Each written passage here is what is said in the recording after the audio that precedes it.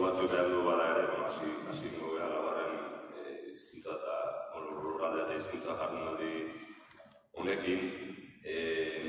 Ongito horri lehenengo eta behin azkaitira, gaur eneko nizenean barkamen askatzen dizuet, alkatea etortzeko zalako eta azken orduan beste kontu bat harteko ezin izan duelako etorri, bitokitan batea jauten ez du ikasi, eta nahi tokatu guztiak gaur bi gauza batea egitea eta ikusiko dugu asmatzen. Orduan azkaitiko udalan izenean, ez ongito hori azkaitira, UEU proposatu zigunean eta aukera sortu zanean, jardunaldea azkaitik burutzeko, esan ilusio zartu genula, saiatu gehala baliabide guztiak ipintzen jardunaldea ondo atera zedin, eta eguna ondo juten da, azkaitik aldetik, baliabide aldetik, saiatu gehala behartzean guztiak ipintzen, eta ondo ateratzen da.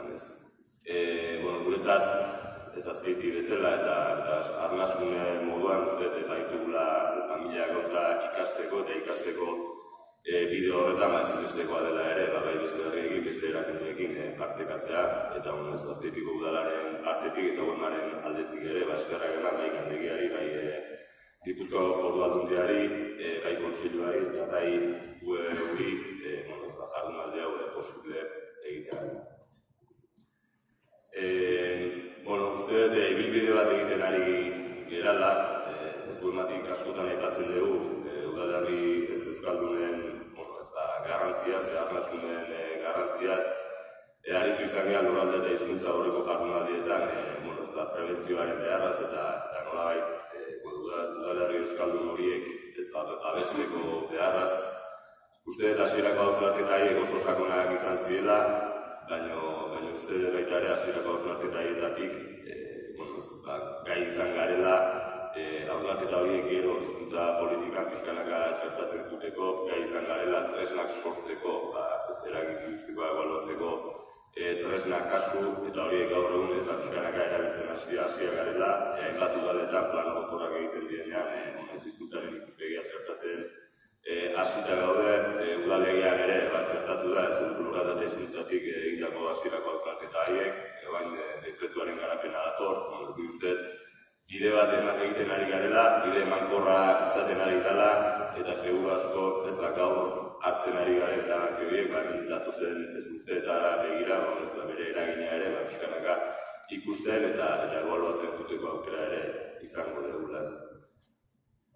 Eta gaur, hain justu, lurralde eta hizkuntzaren ikuspegitik, beste jauzioa planteatzera gatoz, eta jauzio hori da azkenean, arnasun horiek, udalerri euskaldun horiek, garapenerako jauzio hori, prebentzioretik garapenerako jauzio hori, hain justu udalerri euskaldunetatik hizkuntzaren normalizazioan eragin nahi balduna dugu ezinbestekoa delako udalerri euskaldun horiek bizi-indarrez egotea, osasuntsu egotea, eta hain justu ez udalerri euskaldunetatik euskaren erabileran ere, zerapen prozesu horretan eragiteko, eta ez hain justu, ez kontrakoa gertatzen ari zitzaikula esaten genuen, ez pixkat ez iztutzen eta udalerri euskaldunak erdalduntzen ari zitzaizkula, eragin positibo hori lantzeko ezinbestekoa da,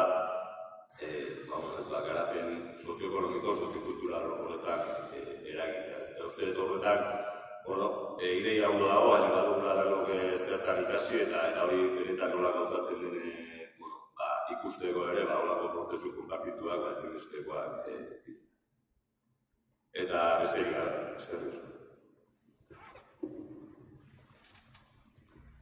Egunon, hasteko esan dezadan Foru Aldundian aurreko legealdian euskara zuzendeari izan zen Zigor Etxeburuaren saiakera bereziagatik hasi zirela jardunaldi hauek, eta ikusi dela ibilbide bat badutela, horregatik da aurten laugarrena, eta beraz bakoitzari berea. Aurreko astean Eusko Ikaskuntzaren mendeurreneko kongresuaren ekitaldian izateko aukera izan duen, eta han entzuten duen Jean-Pierre Claveranen hitzaldi bat. Claveran da Liongo Unibertsitatean irakasle, baina bera Baionako semea da. Eta berak aipatu zuen oso gustora bizi dela Lionen jundaneko 50 urte hauetan, baina Baionara etortzeko gonbidapena jasotzen duenean oso gustora etortzen dela, ezta? Eta berak beti kezkagai izan duela gizakiok lurraldearekiko dugun atxikimendua. Eta beti ikaslei galdetzen diela lurraldearekin ze harremana duten, ez bakoitzak bere lurraldearekin. Eta baduela neurologoa den adiskide bat, eta berari galdetu omentziola behin horri buruz. Eta neurologoak esan omentzion, gizakiok badegula garunean, garun erreptilianoa deitzen dena, edo garun primarioa.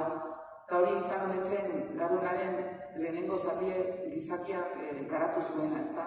Eta instintoekin omendu lotura.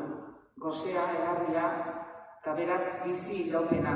Eta lurraldearekiko atxikimena ere hor omen daukagu. Eta anekdota bezala oso politia iruditu zitzaidan, eta pentsatu nuen agian hizkuntzarekiko loturaren izango zuela garun horrek. Bueno, hoi ja, bi ez nahi zientifikoa, baina denaren lurraldea eta hizkuntzarekiko lotura horretan argi dagoena da badirela beste eragin batzuk aztertu beharrekoak. Herrietan hartzen diren erabakiak beste esparru askotan badutela eragin hizkuntzaren garapenean, eta hori da aztertu behar duguna gaurko egunez. Asko dira zuzenean edo zer zeharka eragiten dionak hizkuntzari, esan hirigintzan, nekazaritzan, industrian hartzen diren erabakiek eragina badutela ikusi dira, eta euskara zerbitzuetatik soilik ezin da hizkuntzaren garapena kudeatu. Horregatik, gaurko jardunaldian, euskara edo hizkuntzaren politikak izan behar den zeharkakotasunez jabetu behar dugu, eta ea asko ikasten dugu, seguru gaietz, beraz honen digula.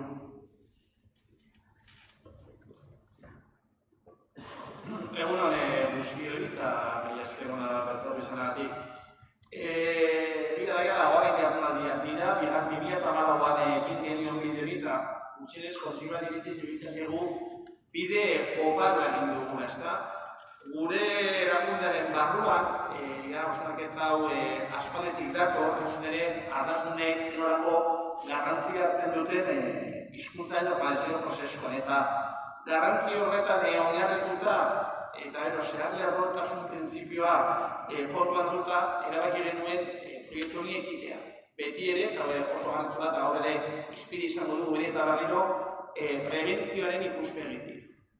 Beste, gure ustez, hausnarketa honek eta jardunaldi hauek eman duten beste elementu ezgarria elkarlana izan da, guk genekien bidea bakarrik ezin genuela egin, eta uste dut lurralde eta hizkuntza jardunaldi hauetan eredugarria izan dela eldarinen arteko elkarlana, ezta?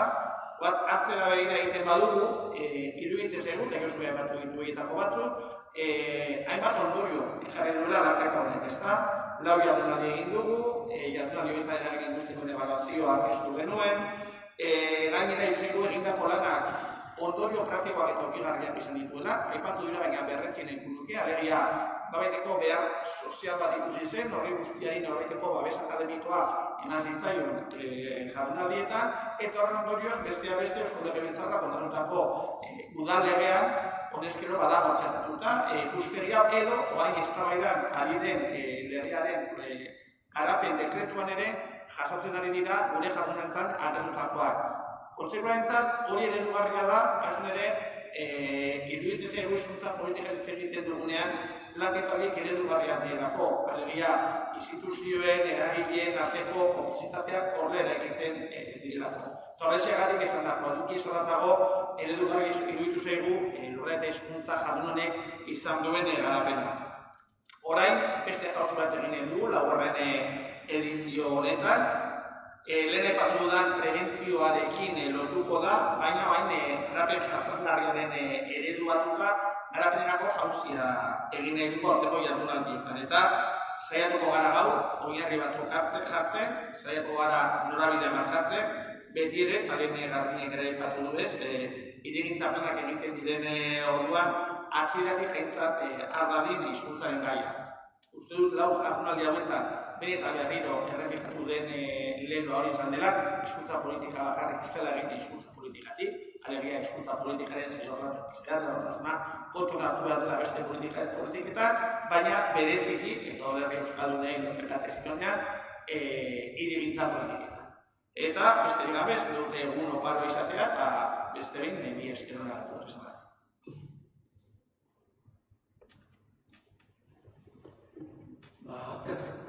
Egun denoi.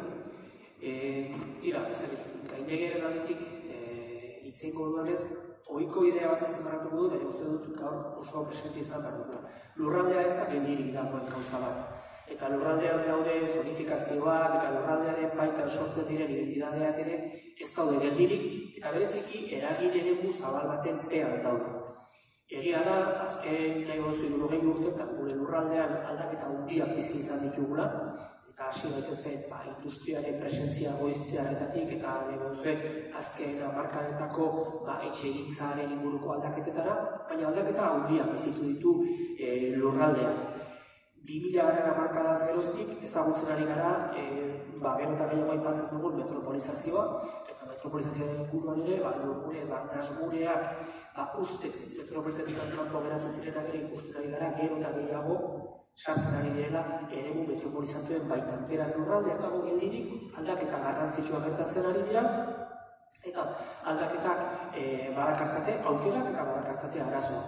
Oso konstitu izan behar dugu aldaketa sozioekonomiko garrantzitsuak gertatzen ari dira lurraldearen gainean, esate baterako, egintzara etorrita nork esan behar zigun guri, ez da, 2000 hamarkadako kredituaren baitan edo kreditu hazkundearen baitan eraikiko zirenik, hainbat etxe bizitza udalerri euskaldun txikietan, zeinak hartuko zituzten inguruko herrietako familia euskalduna, baina ez behar bada euskara nagusisten araua berekanatu zutenak, eta horiek ere eragiko zutenik arnazgune horien oreka linguistikoa, ez da? Gertatu da. Eta hori bezala gauza gehiago ere gertatzen ari dira. Beraz, hori esan da, kontuan izan behar dugula da, besteak beste, horrek eragin handiak dituela, eta joan den urtean, gero arratsaldean izango dugu gurekin nire garezta, baina aldundiak badu lurralde orekako sail bat, oso kontzeptu interesgarria eta leku askotan agertzen ez dena, eta enkargu bat jaso genuen azaltzeko, zer gertatzen ari zen biztanleriarekin eta bereziki emakumeekin Gipuzkoako udalerri txikietan, gehienak arnasguneak, ezta? Eta hainbat faktore aztertzen jarru ginen, sozioekonomikoa batez ere, eta jabetu ginen, bazegoela migrazio mugimendu garrantzitsu bat, zeinak azken batean hiztun natural horiek, herri horietan hazian, bertako hizkuntza arauak ezagutzen zituztenak, eta bertako zerak, joaten ari ziren eremu urbanoagoetara, eta nolabait ere, biztanle berriak hartzean, lehen esan duan bezala, ez zirela arau horietara ohitutakoak. Beraz, hor, hor badago elementu garrantzitsu bat azpimarratzeko. Berak, joan astean eta hitzaldi horren gogora ekarriz, hainbat aipamen egin zituen, eta bat horietako bat, nire harridularako eta bera lihuntik etorri da, Universidade Iberoamericana, esan zen metropolien kontra zegoela, ezta? Berak, hiri txiki, ertain, herri txikien aldekoa zela, eta adierazpen hori horrela egin zuen, prospektore moduan eta etorkizuneko Europari begira, eta beraz, esan dezagun, bere ametsak gaur hemen gaurenokin ere behiko bat egin dezakela seguru askeza. Eta bigarren bat ere egin zuen galdetu ziotena, eta zure ustez zeta gure egitekoa, euskal herritarron egitekoa.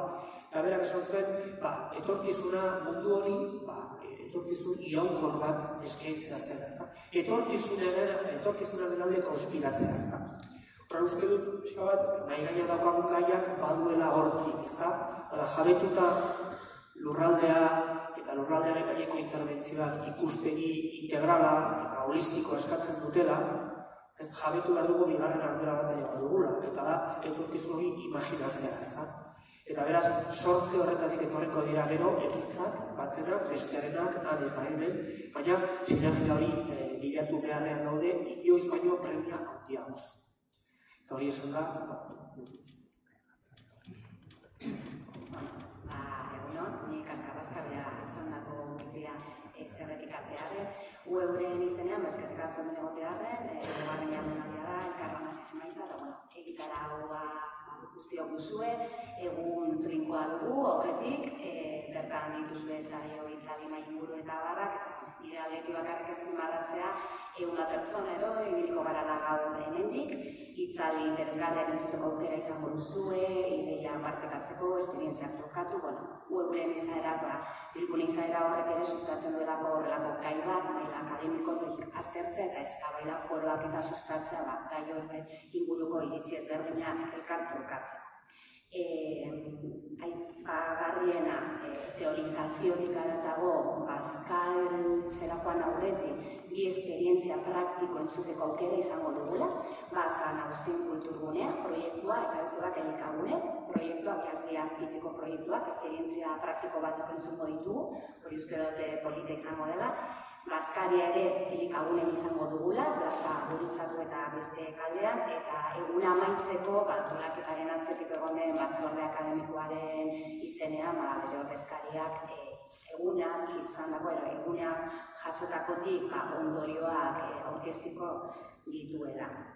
Hiru hartxo esateko eskatu didate, karpetetan jaso dituzuela hiru eskubideak, sinatzea garrantzitsua da, irudiak eta argazketak aterako direlako egunean zehar, valorazio horriak ere dituzuela, eta betetzea eskertzen dugu, gero antolaketa eta bertatik jasotzen dituguna guretzat garrantzitsua direlako aurrerapirako gauzak antolatzeko orduan, eta gaur hainbatetan izan da bezala, laugarren jardunaldiak dira, elkarlan baten emaitza dira, eta elkarlan horren baitan ere kokatzen dugu jardunaldi horietatik aterako dugun argitalpena.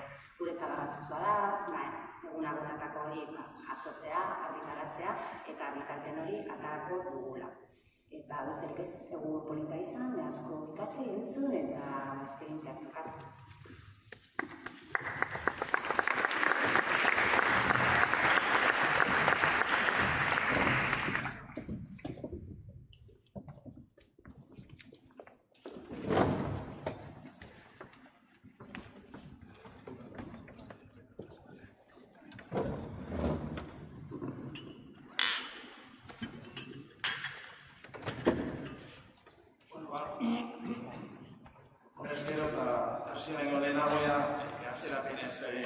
Nabiltzanez, ingo diogu lehenengo saioari. Lehenengo saioa kokapen teorikoa edo izango da, eta kokapen hori Zoraderriak kontxigiko koordinatzaile eta lankideak egingo du. Ikusi duzunez, karpetan badakazue Ikerrek egingo duen aurkezpenaren testua edo iruditzen zitzaigulako, aurkezpenaz gain, interesgarria litzatekeela kokapen teoriko hau ere etxera lanatea. Izenburua beraz, arnazguneak prebentziotik garapena, bai esmartu dut, emetena elkarlanaren itzari eta hausnarketa hori hausnarketa partekatu izan da, iruditzen zain Lui, lau jardunaldi hauetan hausnarketa guztiak partekatuak izan dira, eta hainkoan kontseilua badaka arnazgunen sektoretutako lantaldea, horre partatzen dute, bai UEMak, bai UEU, eta kasunetan gaindegiak izan artera funtzionatik ere konbidatu genuen hausnarketo partekatzen. Baina, barroan ikusi duzuez, eragile hauetaz gain, beste hainbat norbanakoek ere parte hartu du, horregatzen da zerrendan, ikoiei ere amengo batzuk edo gehienak gaurko jardunetan daude gurekin, eta eskertuneko nieke egindako ekarpenak. Beste barik, Iker, zuela ditzen. Eskerrik asko, Paul, eta ongi etorri guztioi. Ez dut errepikatuko, baina egia esan guretzako pozgarria da honetan ikustea hemen bidea bakik neurenean oraino doaldu garen ikustea eta izan duen bideak ere ikustea ere bai, horrek etorri duen bezala eraginen arteko lankidez, eta honik justu gaur hemen egoteko aukera bali badut, lankideza hori esker izan dut, eta ni hemen aurkezten natorrena ez da nik sortutako zerbait baizik eta lankidetza horren emaitza bat, ikusten duzuen bezala, baratu dizuegun dokumentuan bertan agertzen da, gaindegi hau Udalerri Euskaldun Emakumeak eta Kontseiluak batutako dokumentu edo proposamen bada bertan jaso duguna, nire ogitu bazit ere hori aurkeztea, hori guztia haude garroren atzean. Bizatitan egingo dut, lehenengo kokapen bat egingo dut dokumentuarena, eta gero dokumentuan bertan sotako edukia edo aurkeztuko dizuet. Aurrekariak eta jala esaten aritu garenak, ez? Baina honi batean, Luiko hiru jardunaldi badatu zuen dikan, eta Luiko hiru jardunaldiak abiatu genituen, genituen hijo muga edo bi helburu begizkorta, ez? Batetik ikusten genuen arnasunen garrantziari azpimarra jarri behar nola, hizkuntza normalizazio prozesuan betetzen duten funtzioa eta duten garrantzia hainbat aldiz aitortu izan da, baina ikusten genuen berriz ere berreskuratu edo indartu egin zen ideia bat zela. Eta bestetik zeharkakotasunaren, ez? Horrendik atera da, eta gaur egunean zara ere, segurazki gehiago aterako da, hizkuntza normalizazio prozesuaren zeharkako izaera hori eta horren arabera, edo horrek izan beharreko ondorioak, ez? Hizkuntza normalizazio prozesu horretan, eta beste hainbat politika politikoetan. Ideioetatik abiatuta, emaitza zehatz bat izan zuten jardunaldiek, eta hori bai egunean emaitza guztarra izan zen, eragin linguistikoaren ebaluazioa tresna gehisa osatzeko gai izan ginen, eta lehen aipatu den bezala horrek bazuen prebentziaren ikuspegi bat, zalegia eragiten dugunean arrasunetan edo ez ezagun kalte soziolinguistikorik edo eragin ez.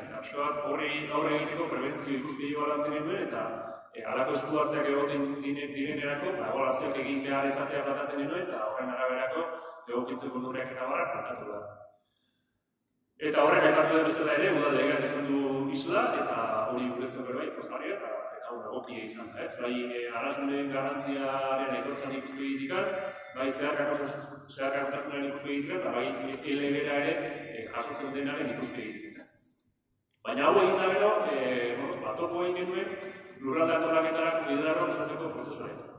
Eta topo egin genuen, lehendikan bagenuen intuizio bat edo pixka susmo bat, amai gainean gordin jarraitzen.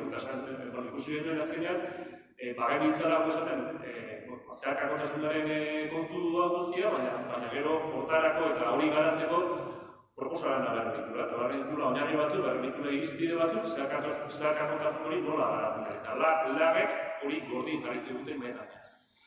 Eta guk azkenean lagei ekarpen bat egin genien, ekarpen bat egin genien uben bat kontseilua eta uben artean, baina, bizi-bizian edo gordin jarraitzen duten prebentzioaren ikuspegi dikan, garapenaren ikuspegira jauzia egin behar eta proposarenak edo ikuspegi propositibo bat hartzeko premia.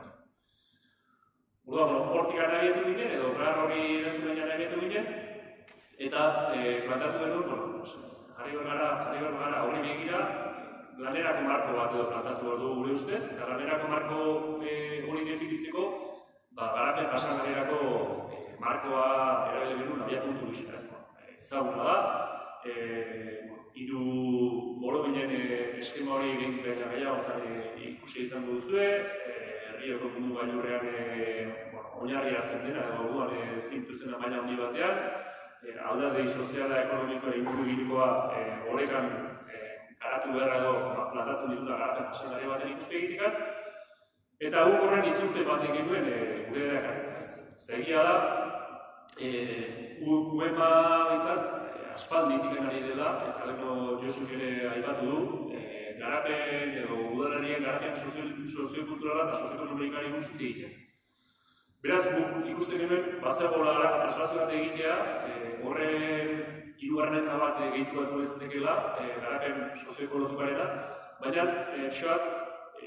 garapen jasangarriaren eskeman behar bada kulturak eta hizkuntzak dituen zentralidadea ematen zion bigarren eskema honek, soziokulturalaren barruaz, bestean sozialaren barruaz sartzen da. Eta zentzu horretan, ikusten genuen, egokitzapen hori eginda, bazela markoak guretzako baliagarrazena, ez duen ere arrasunen garapen jasangarriaren buruz hitz egiteko. Piskat hori zen, guk mahai gainean jarri genuen lanerako markoa edo, horren gainean proposamenak egiten bateko.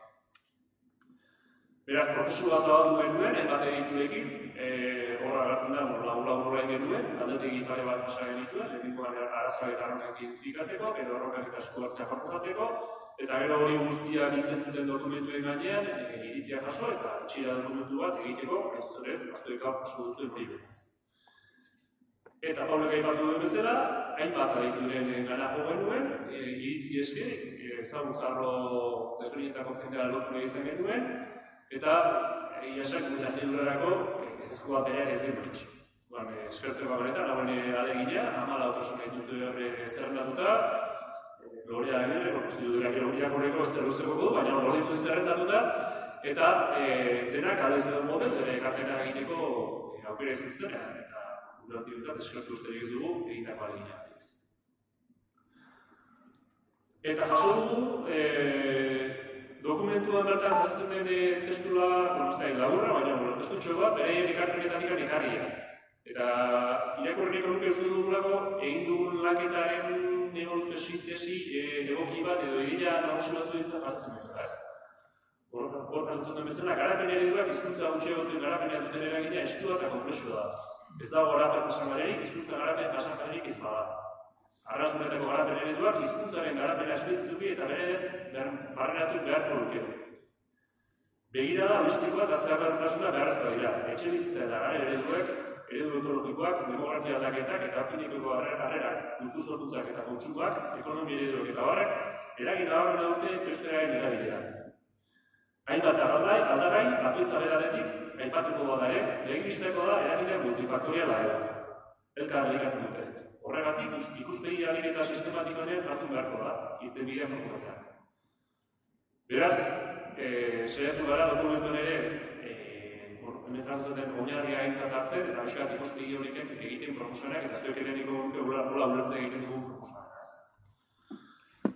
Horiek esan da, askar, pasako ditzateke dokumentuaren beraren aurkezpenera eta hemen ere esat nola jokatu dugun, ez? Lehen aipatu duzuet garapen jasangarrirako markoa edo erabilizatzea, 2022ko Rioko mundu baionean aitorpe loratu zena, edo hortik eratorri zena. Geroztikan, bi goi bilera, bi gainor berri egon dira, 2000 eta 2008an. 2000an, hiruko eskema hortikan pasatzen, garapenako minuteko helburuak zaztera, zazpi bat helburu ziren.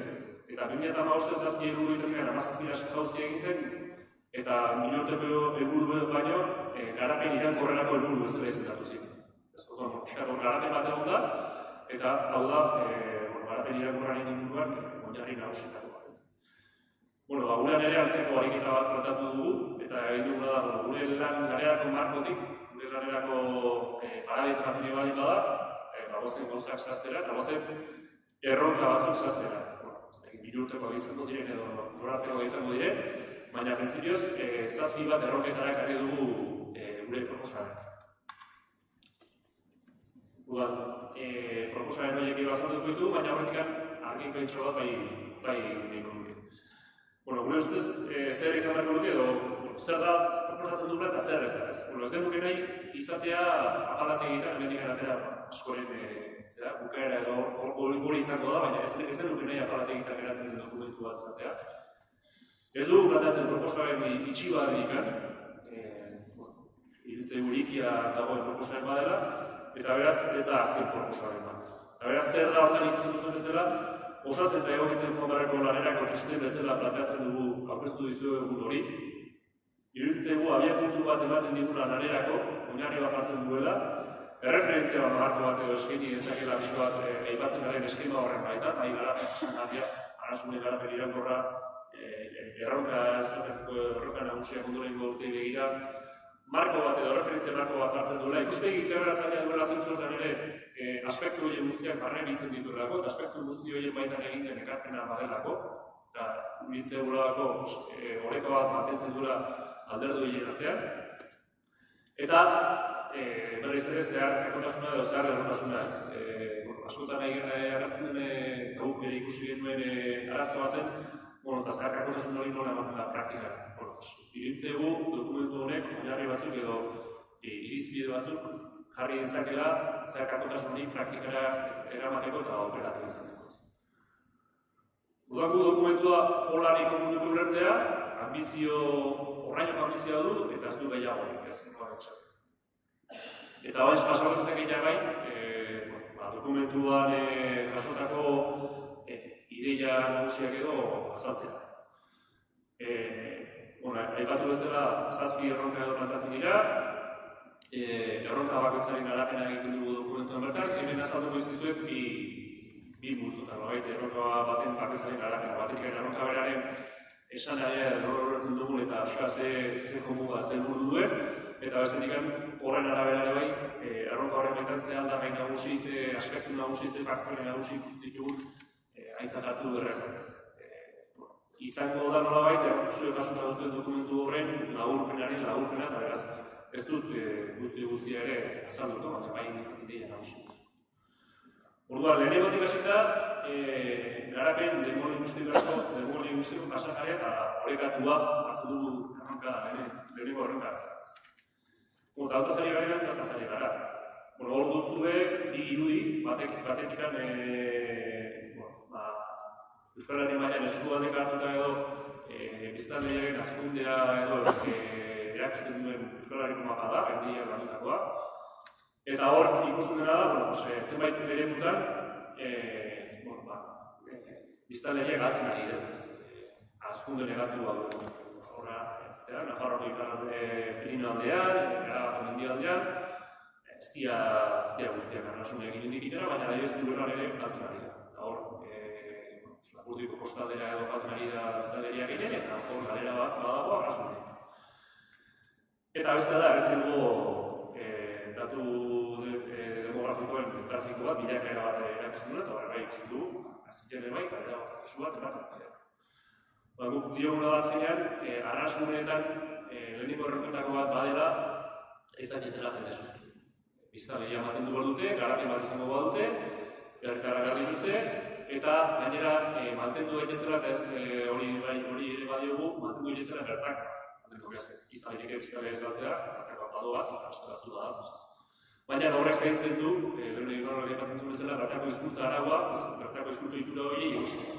Bertako jendeak dituelako barrenatuta, eta bertako jendeak transmititzen dizkielako bertara etorritako hori ez. Behar da, nolabait horreka bat, eta bertako biztanlearen hazkundeari eutsiz.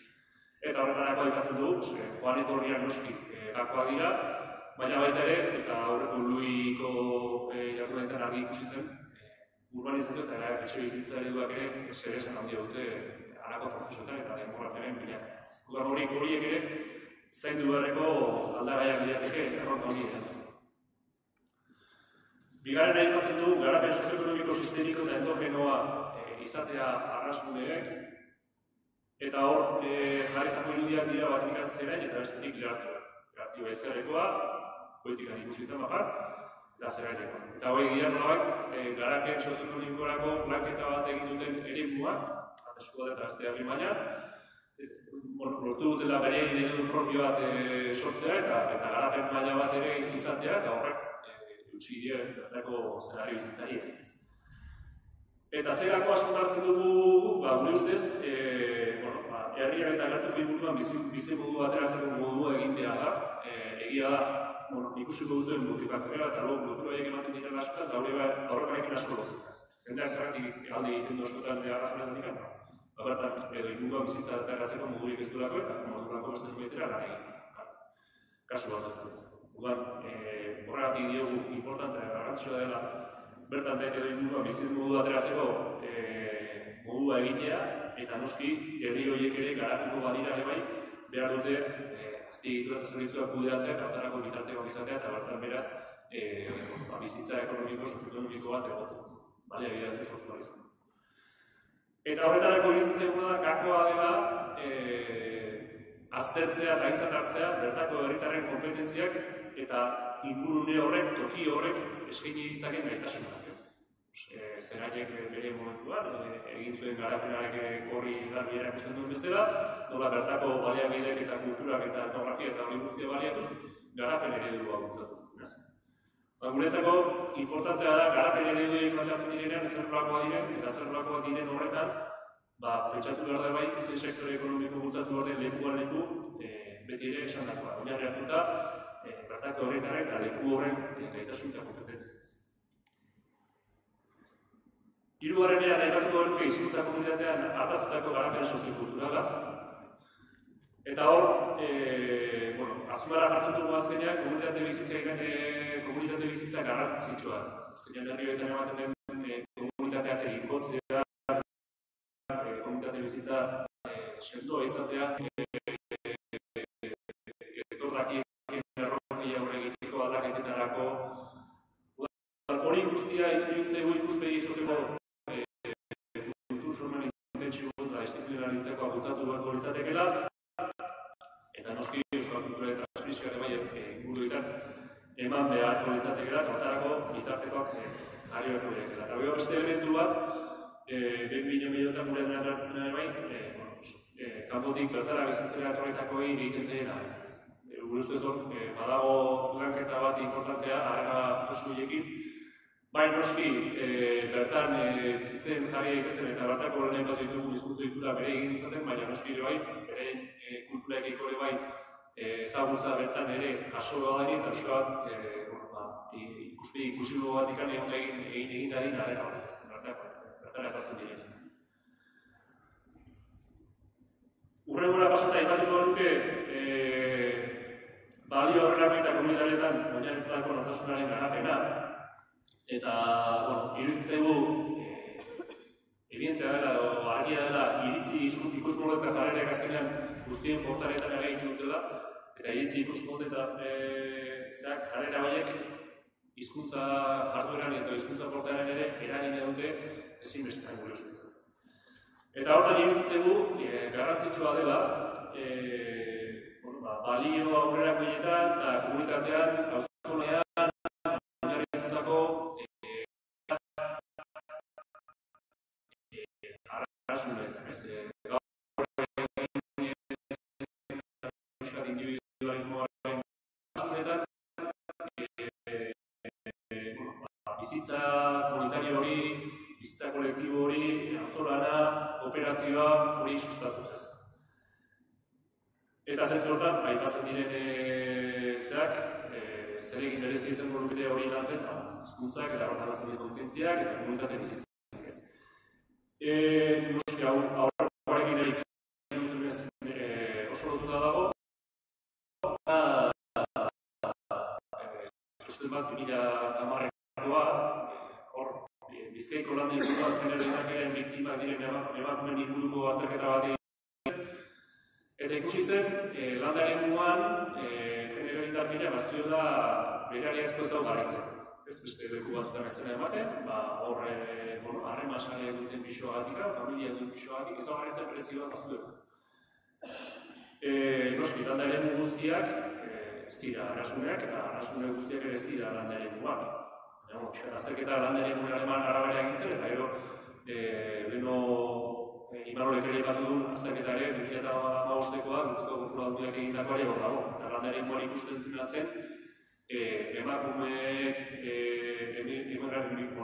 irtera emigrazio tasa handiagoa, ezintza handiagoa zituztela, eta horren atzean zer erakundatik ere, aztertzeko aztertzeko ez. Baina gure ustez, importantea ere bai, badiru ere urrutik geratzen diren kontua dela, identitatea eta nortasun kontuetan ere bai, balio horrerako txikatzea eta auzonalerako eta komunitate bizitzarako lanketa bat egiten da. Horrela segita, eskualde mailako oinarrizko zerbitzuen garapena hitz egiten dugu. Hartu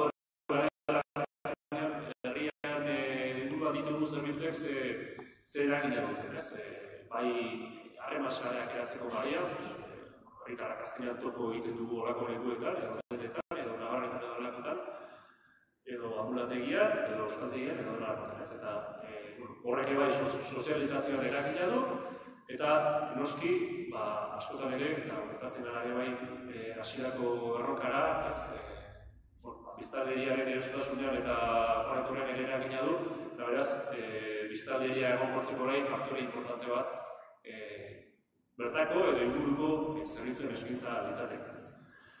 Orduan, horra aipatzen genuena zen, oinarrizko zerbitzuak euskaraz eta herrian bertan edo gertu emateko ahaleginen beharko litzatekeela, eta hala ez badiz herrian bertan eman ezin diren horiekin ere bai, euskarazko zerbitzuen nogaiteko sarretze bat eman beharko litzatekeela, eta badago beste aldagai bat, beste elementu bat guretzako importanteena, eta da mugikortasunaren.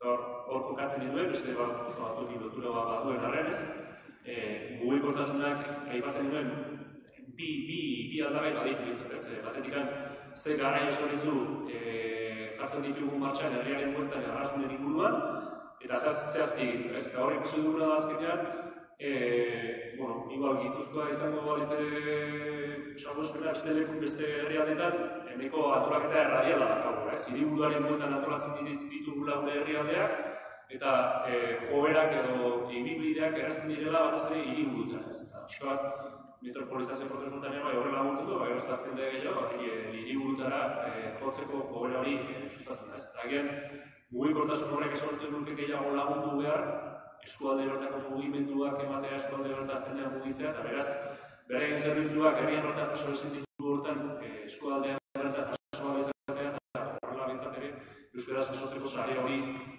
zerbitzuen sare hori osatzen joateaz.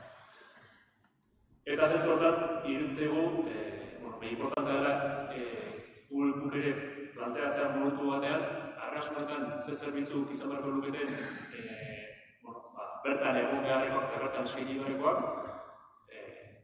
bermatzeko arrasune horren garapen jasangarria, eta hala ez direnen kasuan, hala ez diren zerbitzuen kasuan, horiek nola mantzeko dut alik eta horbinen eskualdean eta euskaraz eman ditizela bermatzeko. Zerbitzuen inguruan, ideiaiek edo azimaratzen dituen, eta gero aipatzen dituen arrasunean saretzea eta edapena garatzea. Hemen esaten genuena, esaten duguna azkenean, azkeneko luiko jardunetan ere ikusten genuen, eta pertuzunera ere bai begirakatzen gara, denak adosengo gara, arrasuneak gerozta inguruari lotutagoa daudela, eta gerozta inguruaren eragin gehiago jasatzen dutela. Beste, aurreko puntu hori batzen ditu, bidei eta teknologi berri ere bai, esker ez edo ondorioz, bideo bezala. Eta eragin hori egon badagoen neurrian, gure ustez garrantzitsua da arrasunen arteko sareak eta edapena antzea. Eta arrasuneak dieguneak esultan bai, berari azipatu nahiko genituzke bai webguneak eta baita ere arrasune soziofuntzionalak. Eta hor bat etorri gara edo jarri dugu gurera, alako korridoren idila honek jarri dugunez, ekologiatik ere egiten diren plaketak eta kontzeptuak. Eta hor ikusten dituzue jasota, garrantzi ematen diegun, arrasune horien korridoreak urgunearen soziofuntzionalak eratzeak, baina baita ere horren lotuta beharrezko arrasunen artean edo arrasunen ondoan dauden horietan bai lehuntze ere muak edo identifikatzea, nola gaitu lertzen dugu azkenean ez ematea jauzia arrasune batenikan, horrengo gure soziolinguistiko oso daun batera pixkan lehuntze ere muak edo liatekela, eta garapen ereduak, ez adia, arrasune horiek norantz garatzeko barko liatek ez. Ondoko horriak arrasune bilakatuz, eskualde hori arrasune bilakatuz, eta horrez. Hori iruditzen dut, idea interesantea dela, bete-betean guzki ekologiatik ekarri duguna nabarmenaren horrean. Eta horrek guztiak ere bainera ekartzen ditula, gune horiek guztiak izendatzera, eta gune horiek guztiei izendapen kategoria legal bat eta babes legal bat ematen. Eta horrek, garapen bide interesante bat zabaltzen duelakoan. Eta, azkeneko puntua nahi batzen duen bezala, gune horien arteko lotura organikoa. Buelba bada, maila arrasunen udara euskaldunen komunitatea, baina, akaso pentsatu behar dugu ere bai, beste erimu horien artean ere, alako egituratzeak, alako lotura organikoak hori dugu bezala, egitea interesgarri dela, eremu horiek trinkotzeko, eremu horiek ahalduntzeko, eta bizka bat, horien garapenean ere bai urraski ematen joateko. Eta azkeneko puntuan, aipatzen duguna da, eta azkeneko puntua da, bizka bat horreldi gunean jartzen dugu denari egiten dion horrian, hizkuntza komunitatea arrazuten politika publikoak garatu beharko dira. Eta horrek ari dugu irudia da, Jaurlaritzak, Gobernua eta Kontseiluari larren ekarpenaren bultan eman zion erantzuna. Jaurlaritzaren iritziz, lurralde antolaketari ez dagokio hizkuntzaren mua sartzen. Evidentea dago, ez da oso horrekin, uste dut Lui jardunaldi, gaurko jardunaldietan nahiko evidentzien geratu zela hori, ikerketak eta baina jarri genituen horren inguruan. Lankide bat izaten dira, bazirela, nola eta izirela horrekin, etorriz dira Galileoaren irudi, ari izitzeak esaten, evidentziak hor daude, baina esantzazu ez da hola lortu lehen, ez da gure sistema guztiak ikazgorak ezaguzu. Guk orain arte montatu dugu sistema lurraldea antolatzeko, eta orain derrepentean etortzen mazera esaten, hizkuntzaren ere kontuan hartu dugu, hori komplikatzen diguzu bizitzei kara. Eta halakoak entzun ditugu izatez.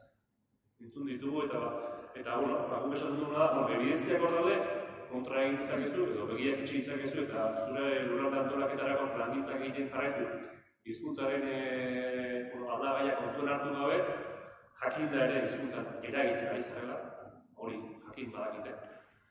Baina, gure ustez, horrek ibilbide motzatu ez da. Sorionez, ikusten ari gara, hor aldaketak ematen ari direla, eta gero ez da gehiago garela eta direla, ikustutunak, eraginoiek egon badura, eta hori arreta jarri bertzaiet. Eta beraz, horren arabera egin moldatu da. Horregatik uketu bagenion, zeharkakotasunaren ezinbesteko zela, arlo eta zel guztietan, ipatzen genuen, hizkuntza politikatik soilik ez, etxebizitza politikatik ere askotan hizkuntza politika egiten ari gara, edo herripide sailetik egiten ari dutenean, edo industria sailetik egiten dutenean hizkuntza politikatik egiten. Eta beraz, arlo eta zel guztiak guztitu horregitu behar ditula hizkuntza politikaren ikuspegiak, eta administrazioko maila guztiak ere noskitz, politibera eta etigoa. Eta beraz, arrasunei eman beharko litzaiekela duten balioa, politika publikoa guztiak, edozein politika publiko garatzeko garaian, eta bai baliabide aurkez, legal. Eta hortan, berriz ere errepikatzen denuen, arrasunen izendapena etortzen. Badirudi, uda legearen garapena definitzeko osatu den dekretuak, arrasunen, lehen aldizintzat arrasunen kategorizazio legal bat ekarriko duela, eta guretzako hori esan gure zuak jarri izan guretzateke. Beraz,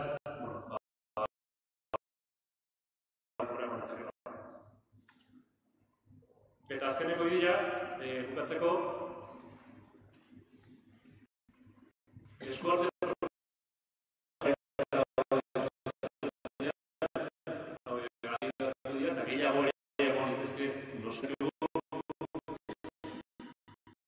ya ikuspegi operatibo horrek lurraldeatora beharretara egokitu beharko litzatekeela, iruditzen puntu garrantzitsua dela hori lurralde antolaketarako tokiko garapen sozioekonomikorako planak egin beharko liratekeela, aipatu dugunaren bidetik. Arrasunen garapeneko oinarrizko zerbitzu katalogatu beharko liratekeela, zeintzuk diren hautatu egin behar da edo definitu beharko litzatekeela, eta herriak bertan eskualde mailan eskaintza integrala osatzeko planen beharko dutela. Herri gilduziak hartzeko ekipamenduak, elkarteak, sareak eta bar osatu beharko liratekeela. Hizkuntza jarrerak eta praxi egokia bantzeko eskola kanpoko zein eskola barruko kurrikuluma landu beharko litzatekeela. Eta azkeneko biak oso lotuta guretzako ere bai oso garrantzitsua direnak. Bat, lurralde antolaketa garako tresna bata, zenean, arrasunen sartzea, korriondeak eta dapena garatzeko, lurralde plan sektoriala garatzea proposatzen dugu. Luiko horreko jarduneten ere ateratzen idea da, berriz, bagatu zidea bainekin, eta gainera azpimarra jarriz. Horregaite, insistitzen dugu, idea horrekin derutzegu, lurralde antolaketako bidelarro gainean ditugun momentuan, importantea dela hori ere ez.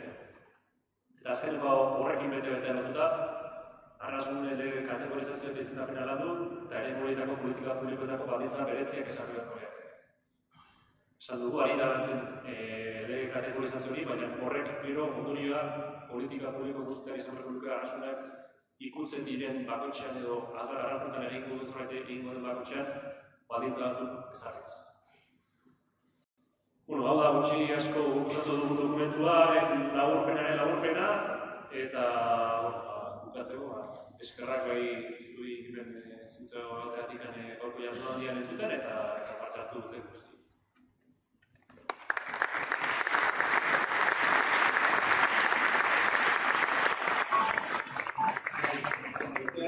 Izan bezala, zira zera zaitza, baina biztailu minutu aldeari balego, zantzari balego, errekusmen balego,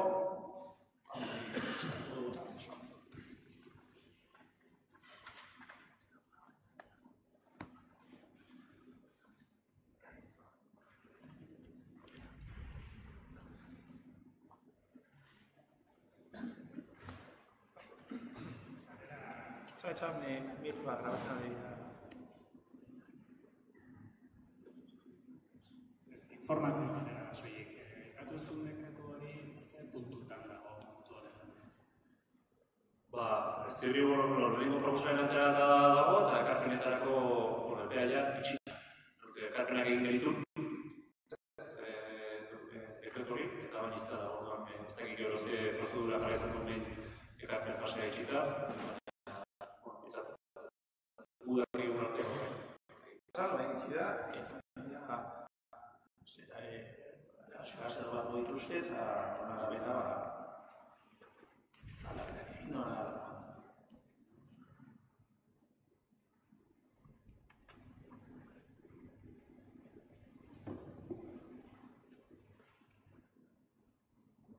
Alfa, estado galerik hori da, rengo hiei izan behar diegu, ala, Itxaso eta Jordana, zuen txanda.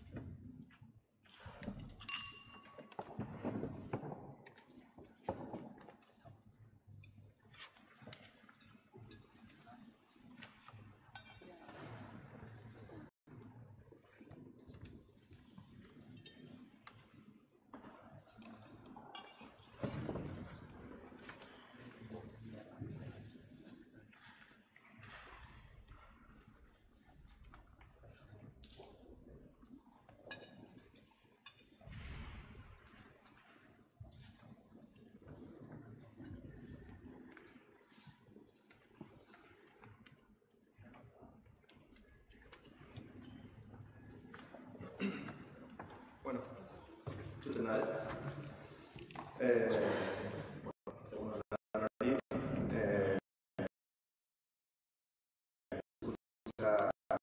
Hori buruz hitz egitea. Lehenengo naiz eta formalismo gutxa izan gure burua aurkeztuko dut, lehenengo nirea, pero hemen mailan ditudan Jordana eta Itxasorena. Honi Ana Sormaza naiz, arkitektoa. UEUko arkitektura sailburua ere naiz, Arieko Zabalekin batera. Eta lurraldearen hezkuntza graduondokoa egin nuen, Jordanarekin batera, Itxasoren tartean izan genuen. Bestalde Agiri arkitektura eta Barra aldizkariko graduatzeko kontseiluan nago, eta aldizkari honetan zenbaki oso bat joan den urtean dedikatu genion lurraldearen hezkuntza gaiari. Eta, bertan konturatu ginen, izan genituen ekarpenekin, gai honek ari asko zituela, eta, gaur ari horietako bati tira egingo diogu, hau da, arrasunen gaiari. Esan duzuetan moduan, iranduan ditut Itxaso Gaitola eta Jordan tituleta. Itxaso gaur kutsa ekogunen izanean dator, kutsa ekoguneko teknikaria da, hizkuntza ekologian lan ildoaren arduraduna. UEUk eta EHU garatu zuten lurralde eta hizkuntza graduondokoaren batzorde akademikoan ere izan zen, eta bertako irakaslea izan genuen. Eta, ikasketa zuzenbide ekonomikoan lizentziatua da, magistraritza graduatua eta ingurumen zuzenbidean espezializatua. Eta Jordana aldiz, nire moduan, arkitektua da, lurralde eta hizkuntza graduondokoa egin zuen ere hori, gurekin batera. Eta, graduondoko egin aurretik pasaukan lehenengo esperientzia bat lurralde hezkuntzaren gainekoa, Goio Aikarekin batera, Tolosaldeko lurralde hezkuntzako planaren eragin lingistikoaren ebaluazioa egin baitzuen, eta izan zen apur bat L3-aren esperientzia pilotu baten modukoa eta elaboratzeko izan zuten referentzietako bat. Eta gaur egun, Zornotzako udalezean teknikarekin egin dabil.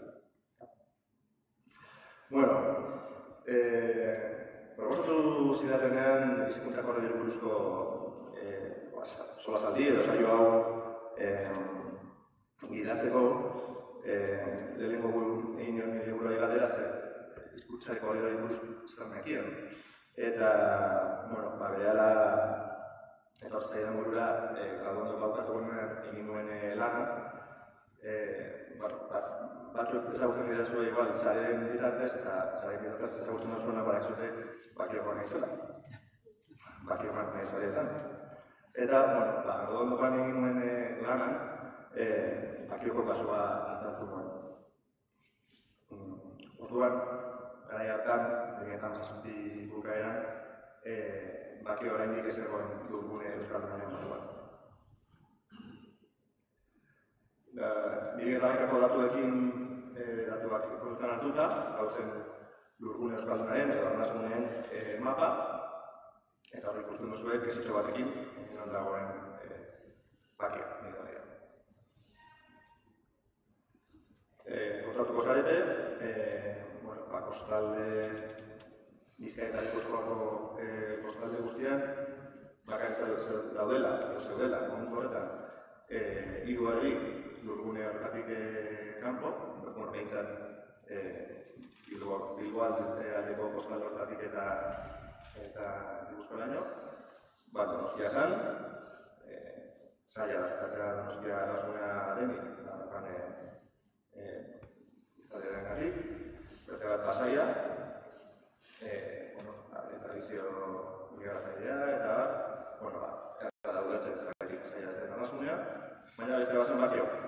Eta, niri herri txikia izan da, min berezia sortzen zidan zergatik ez horren Bakio ere bai lurgune horretako parte. Atzera egin nuen lehenengo.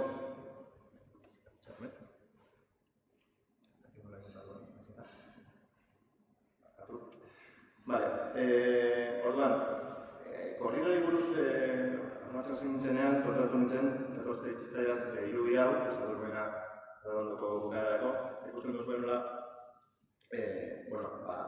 korridori argi bat zegoen, eta ez kasu honetan Euskararen korridori bat, baizik eta kontrakoa, Bilbo artean eta Bakioranekoa, ez?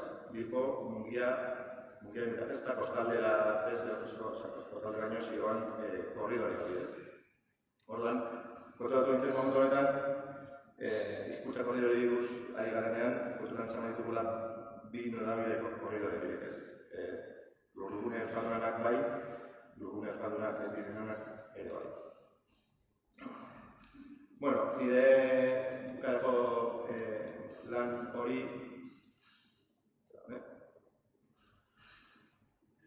bukatzen duen nire buruari galdetzen ia posible zen etorkizunean Bakio hori imaginatzea lurgune euskaldunaren barruan eta Imanolek izan duen moduaren etorkizuna imaginatu behar dugu eta imaginatu nuen momentu batean zergaitik ez Bakio 2040an lurgune euskaldunean topatzea ez bere buru. Asuntoa da, errealitatea kasuetan sorpresak edo ematen zitugula eta hasiera batean oso zaila ikusten bainoen ere 2016ko datuak egunatu zirenean topatu gure burua lurgune euskaldunaren barruan. Orduan,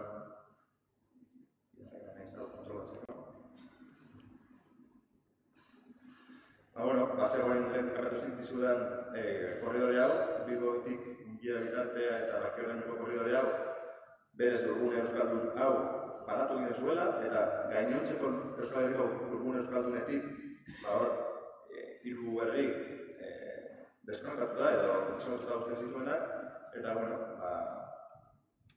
horri guetan ginen, eta beste nolabideko korridore hori jarraitasuna eman alizan diogu azken urteetan, eta ez da gauza txikia, gauza makala.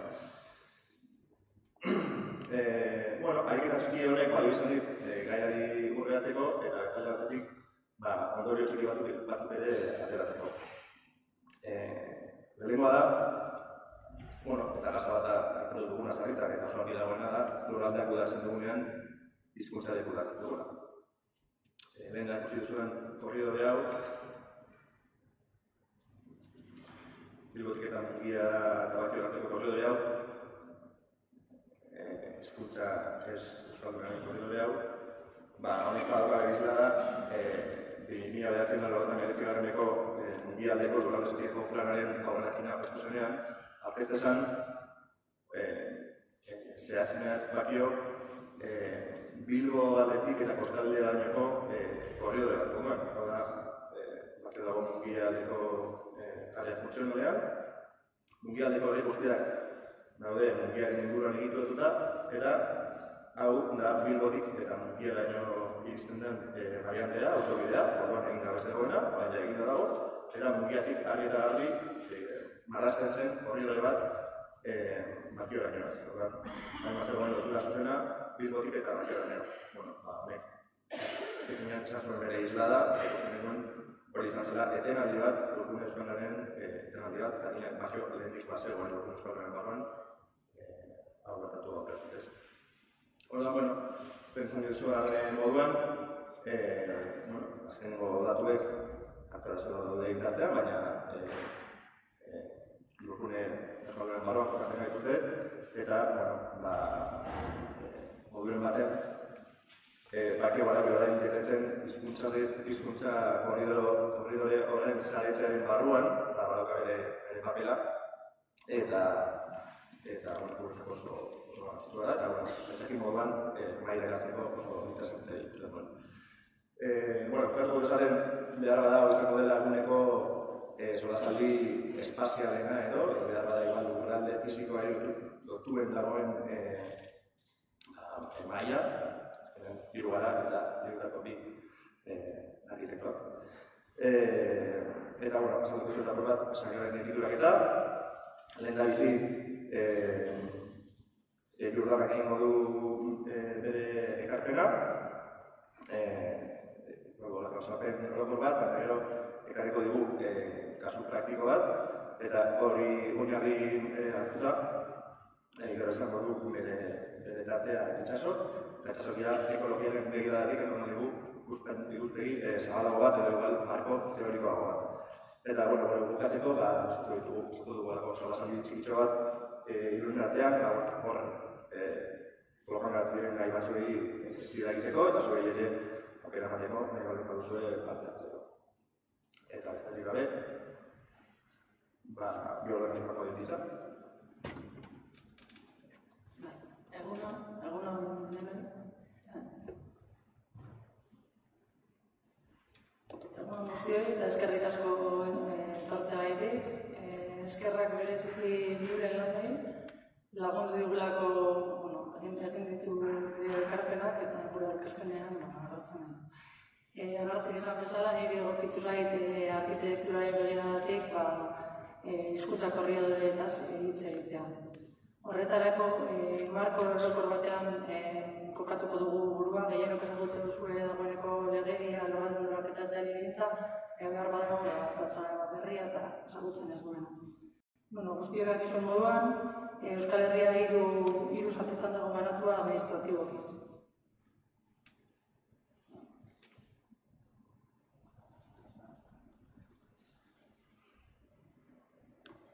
Eta zatiketa hori ikusten da baita ere modu lege eta tresnetan, hiru horretan ez dago eguneratua, baina nahikoa adierazgarria da. Jaiotare gaitik eta ibilbide profesionala gaitik, hobeto ezagutzen dut erkidegoa, horregaitik adibide gehienak eta inkomen gehienak erkidegoa lotuta dago dira.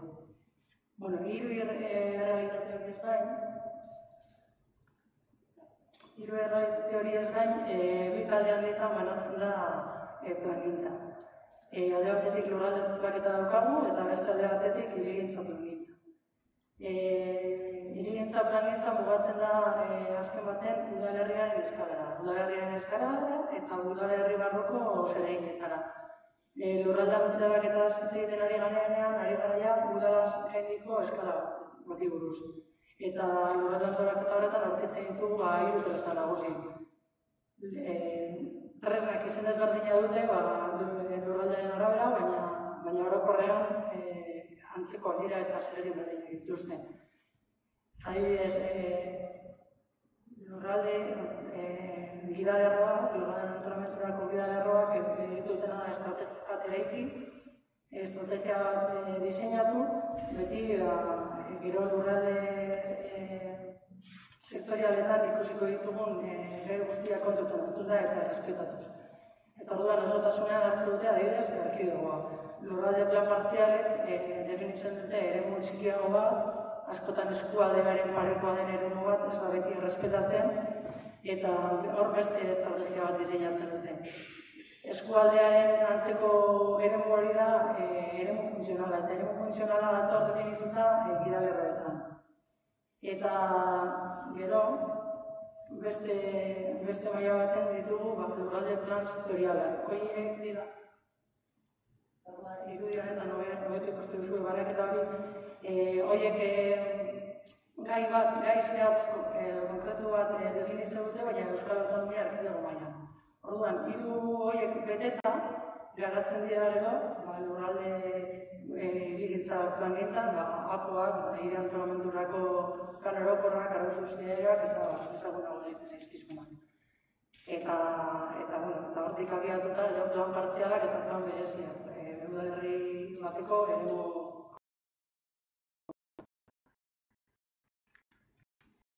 irudian ikusten duzuen banaketa da lurralde plan partzialei lotutako eremuen banaketa. Eta eskualdearen ez beti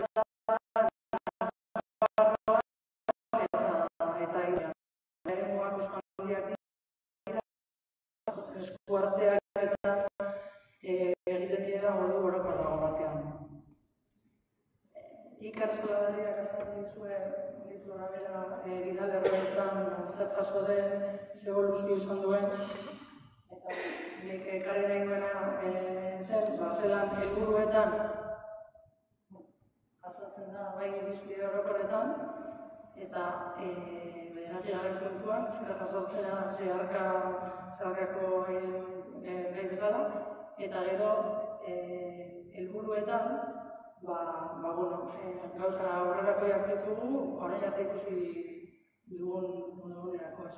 Baina, egia da gero arauetan ez direla helburu horiek betetzen eta araua bera, 23. artikulu hori eratzen dela, apur bat, pisua galduta. Gero izan duen evoluzioa gainera, atzerapauso handiagoak eman ditu, garatzen ari begira, ikerketa azaldu duten moduan. Ohituak gaude, horrelako plangintzetan kontu materialak eta ikusten, eta orain kostatzen zaigu gauza gai materialak eta txertatzea, baina zentzu horretan, adibidez, generoaren eraginaren txostena badago sartuta egidalerroetan. Eta, aurreko handiak ematen ari dira. Beste adibide bat ekartzearen, ikusteko euskerak ze leku duen, plangintzan, lurralde antolamendu plangintzan.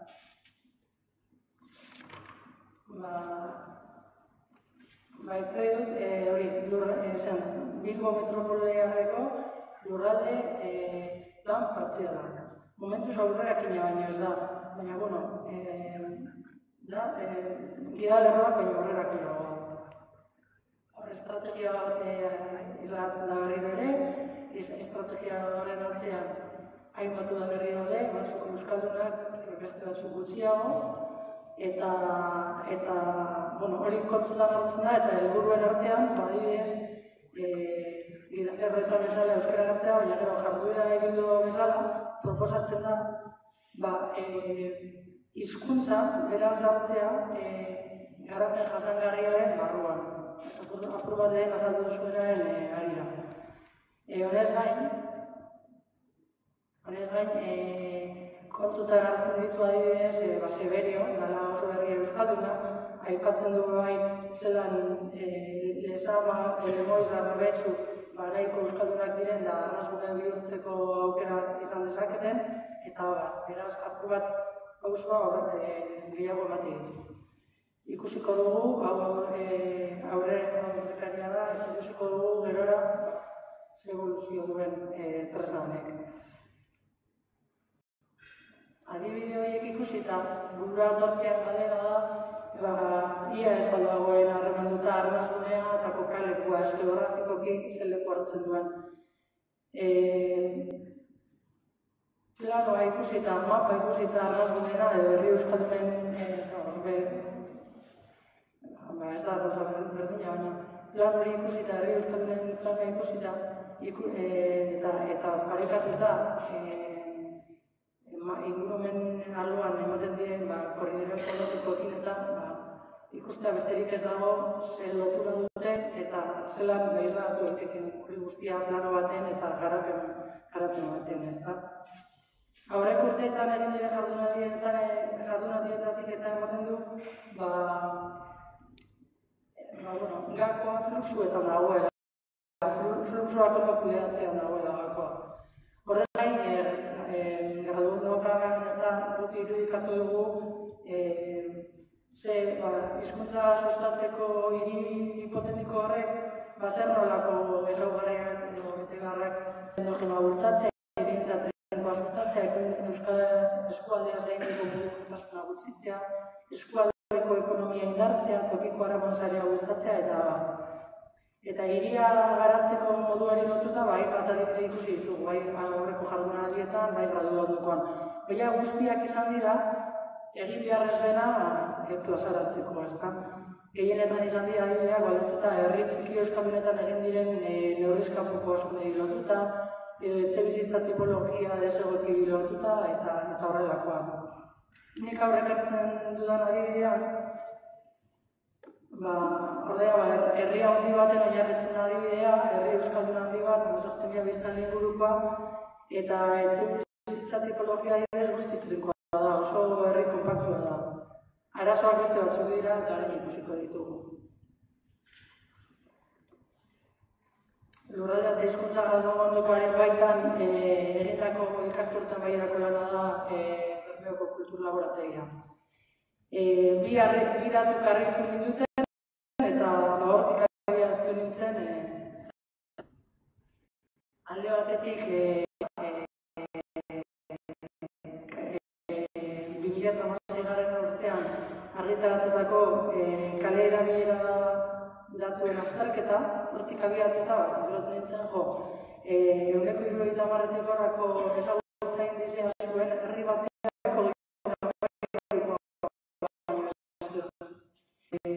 aurren artean hitz egiten dutenean oso basua. Orduan, bi positeziekin eman nion lanari hasiera. Gainera, erabilera orokorra zen, espero zitekeena, baina ezente basuagoa. Hori adibidez ez da gertatzen Gernikan, ez da hirugarren ere. Bi hipotesiekin eman nion esan dizudan lanari hasiera, alde batetik gehiegizko mugikortasuna, bai udalerri badarroa, bai udalerritik kanpo,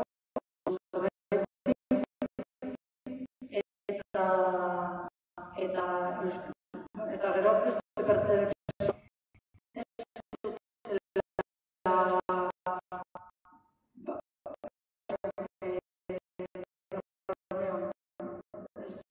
sentitzen beharrezko jakitea erabilera edukatik abiatuta, ez da behar.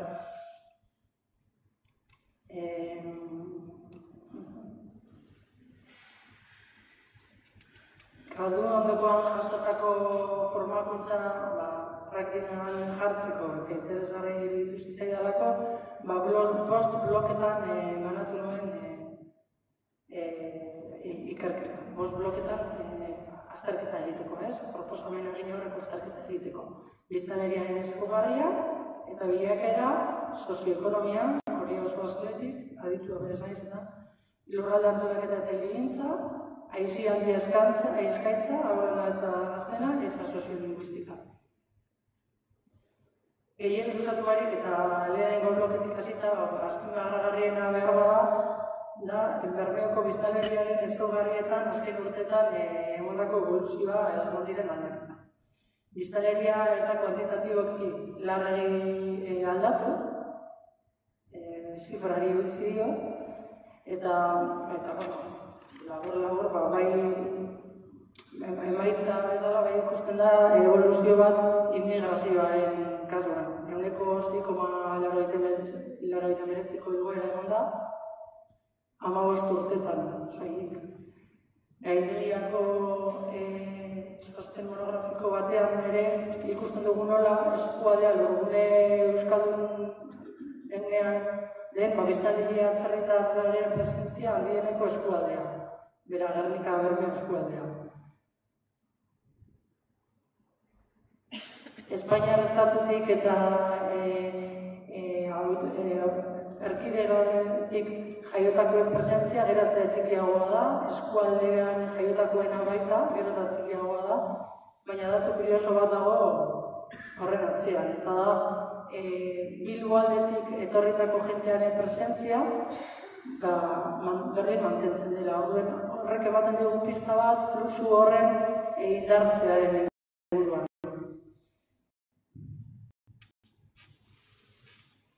Estimazioa zureak eta sailkatuta eta jentearen jaiotuta eta kalkulatu nintzen nola Bermeo eta euskaldun bat egio.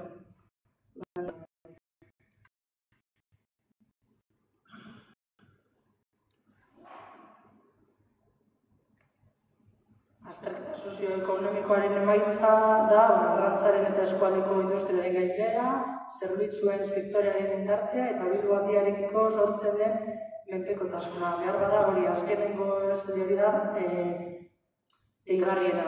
Menpekotasun hori nahiko berria da.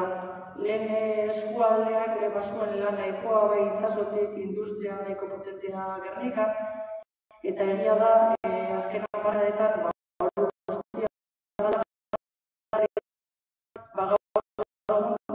beharrezkoa da, eta orduetan iraten da hori, kotxeak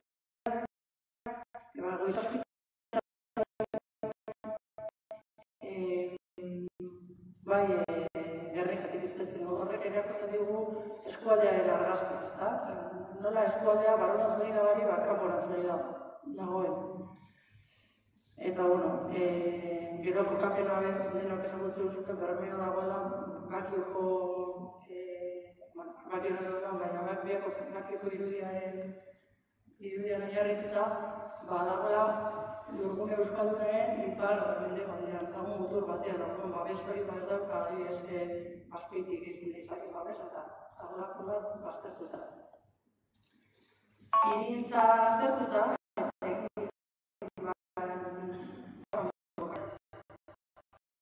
Ilonok esako duzuen Bermeo, daukal Zabal, beharrezko osko handia eta orografia oso komplexko. Hori dela eta ekipamentu gehienak eraman dira edo kokatu dira goiko kota altuenetan. Hor daukaz irudia eta horrek bere ondorioak ditu adibidez ekipamentuaren kokapenak bultzatuta, mugikortasun tasa handia sortu da ikastetxeetan, beharrizana sortu da eta autobus zerbitzua erabiltzen du jende asko. Eta horretarako adibidez ikasleen artean ehuneko 25 erabiltzen du autobus zerbitzua eskolatara joateko. Baina ikastolaren kasuan, suposatzen da ikastola bera dela arnasgune bat udaberriaren barruan, ikastolaren kasuan ehuneko 75 erabiltzen du autobus. Eskaintzen den autobus zerbitzuak bere aldetik bere eta autobus legalekuz jositako herria, erakusten dugu azkenean. Horrek ekartzen du aurrak ikastolara ematen ditugunean edo ikastetxera joaten direnean goizeko ordutan jentea ikusten dela geralekuetan, eta ordutegia ezberdina da adintartearen arabera. Jenteak denbora desente ematen du geralekuetan, bueltan beste horren beste. Horrez gain, banaketa sortzen da ikasleen artean, ez daukate gelako edo ikastetxeko jainantzeko lagunekin jolasteko aukera bakoitza geratzen da bere geralekuan, lauka bost lagunekin, eta ez dira aukeratzea dituztenak ez, baina horrela egituratzen da. Eta, orduan, herri guztietan alde dago gero eta gehiago jotzen dira eskolaz kanpoko ekintzetara, baina kaskunetan ia behartuta da. Azkenean eguan ez daukagulakon aukera handirik, ez da hortik kanpora.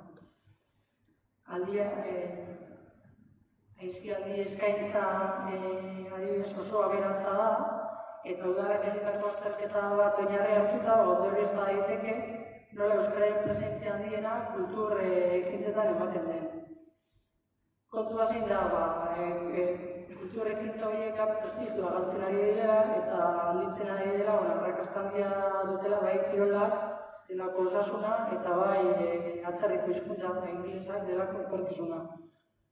Gero kultura eskaintza beraldetik sarri, gauzak eta pertsonala da bere sarri, suertatzen zaigu oso formalegia, ez da? Adibidez, 5 urteko ume batek euskal dantzetan izena ematen duenean, bastean 3 ordu eskaini behar dizkio euskal dantzak euskal dantzi. Horrek kentzen dizu aukera askotan, beste gainontzeko gauza batzuk egiteko, eta zentzu horretan hausnarrak eta nola bilakatu bizizan dugun moduan formato informalago batean, aisialdia, kultura eta gaur egun izena ematen du gurasoak, eta erabakitzen du 5 urteko umea zer izango den etorkizunan dantzari, musikari, edo beste.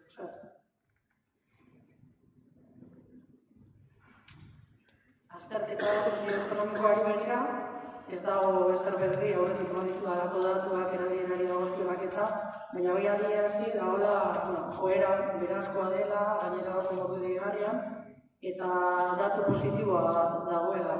Dela, nola aurrek gurasoekin elkartuta, erabilera handiagoa den. Eta hortik abiatuta, lan horretan egin duen proposamena izan zen, 3-8 urte bitarteko eta euren gurasoengan eragitea, iruditzen zitzaidanako lehentasun handieneko taldea dela, etorkizuna eta aldaketa hortik hasita eman daitekela.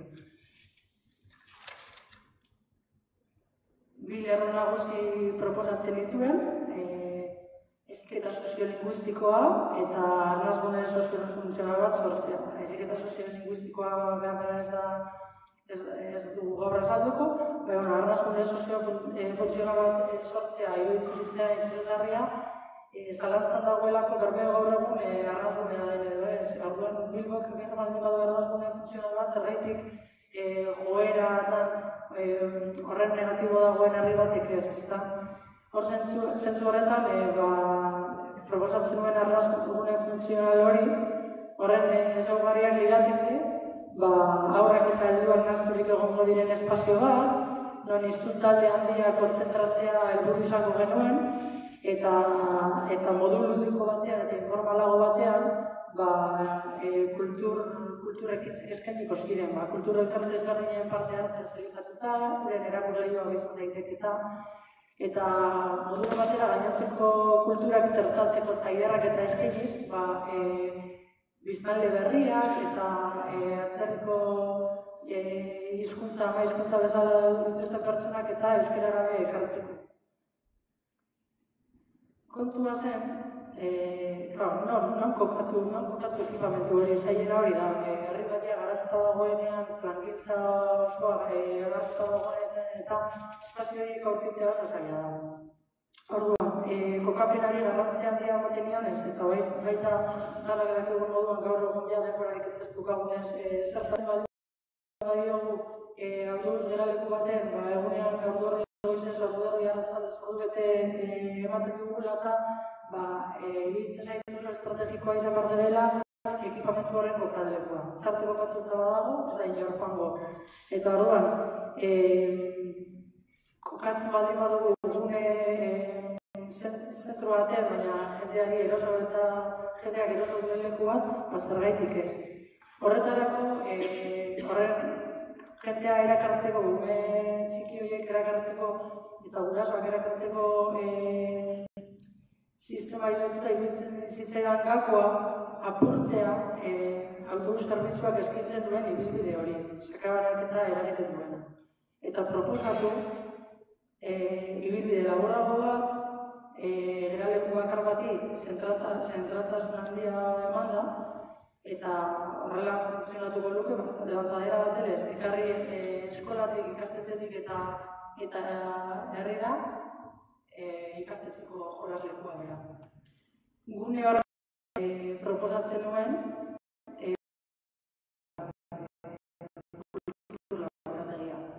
horrela, erabila beste izango luke, leku bakar baten batuko genituzko pertsona guztiak, eta horretarako hitz egiteko eta erlazionatzeko aukera handiagoak emango lituzke. Zeintzuk izango lirateke horretarako aurreikuspenak? Gero hainbatea beste hainbat kokatu ere pentsatu ziren. Horretarako aurreikuspenak azkenean dira lurzoru erreserbak eta kokapen estrategiakoa duten eraikinak eskuratzea, egokitzea eta hori guztia jakinda, plangintzak hezkuntza korridoreak aurreikusi eta sustatu daitezke, nik uste dut aukera bakarrik ez zeregin gabe hizkuntza, hirigintza plangintzaren zeregin gabe hori dela, azken baten erreserba horiek egitea, fluxu hori sustatzea eta erabakitzea zen irudikatu nahi duen etorkizuna. Orduan, ez da bakarrik gaitasuna, ardura kontu bat ere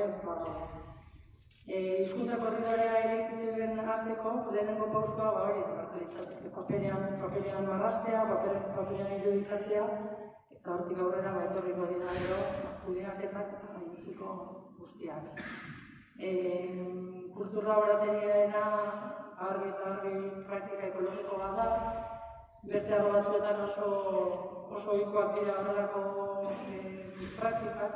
Hizkuntza ekologia adibidez oraindik berri egiten zaigu eta are berri egiten zaigu lurralde antolaketa eta hirigintza plangintzako tresnetan sartzea.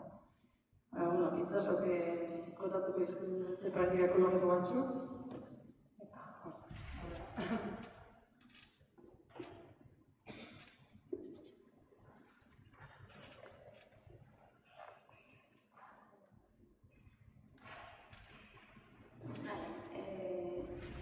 Eskerrak antolatzaileei, garapen eredua eta hizkuntza lotzen ari gera, arnasgunen garrantzia eta arriskuaz kontziente gera eta konplexutasunetik aztertzen ari gera gaia.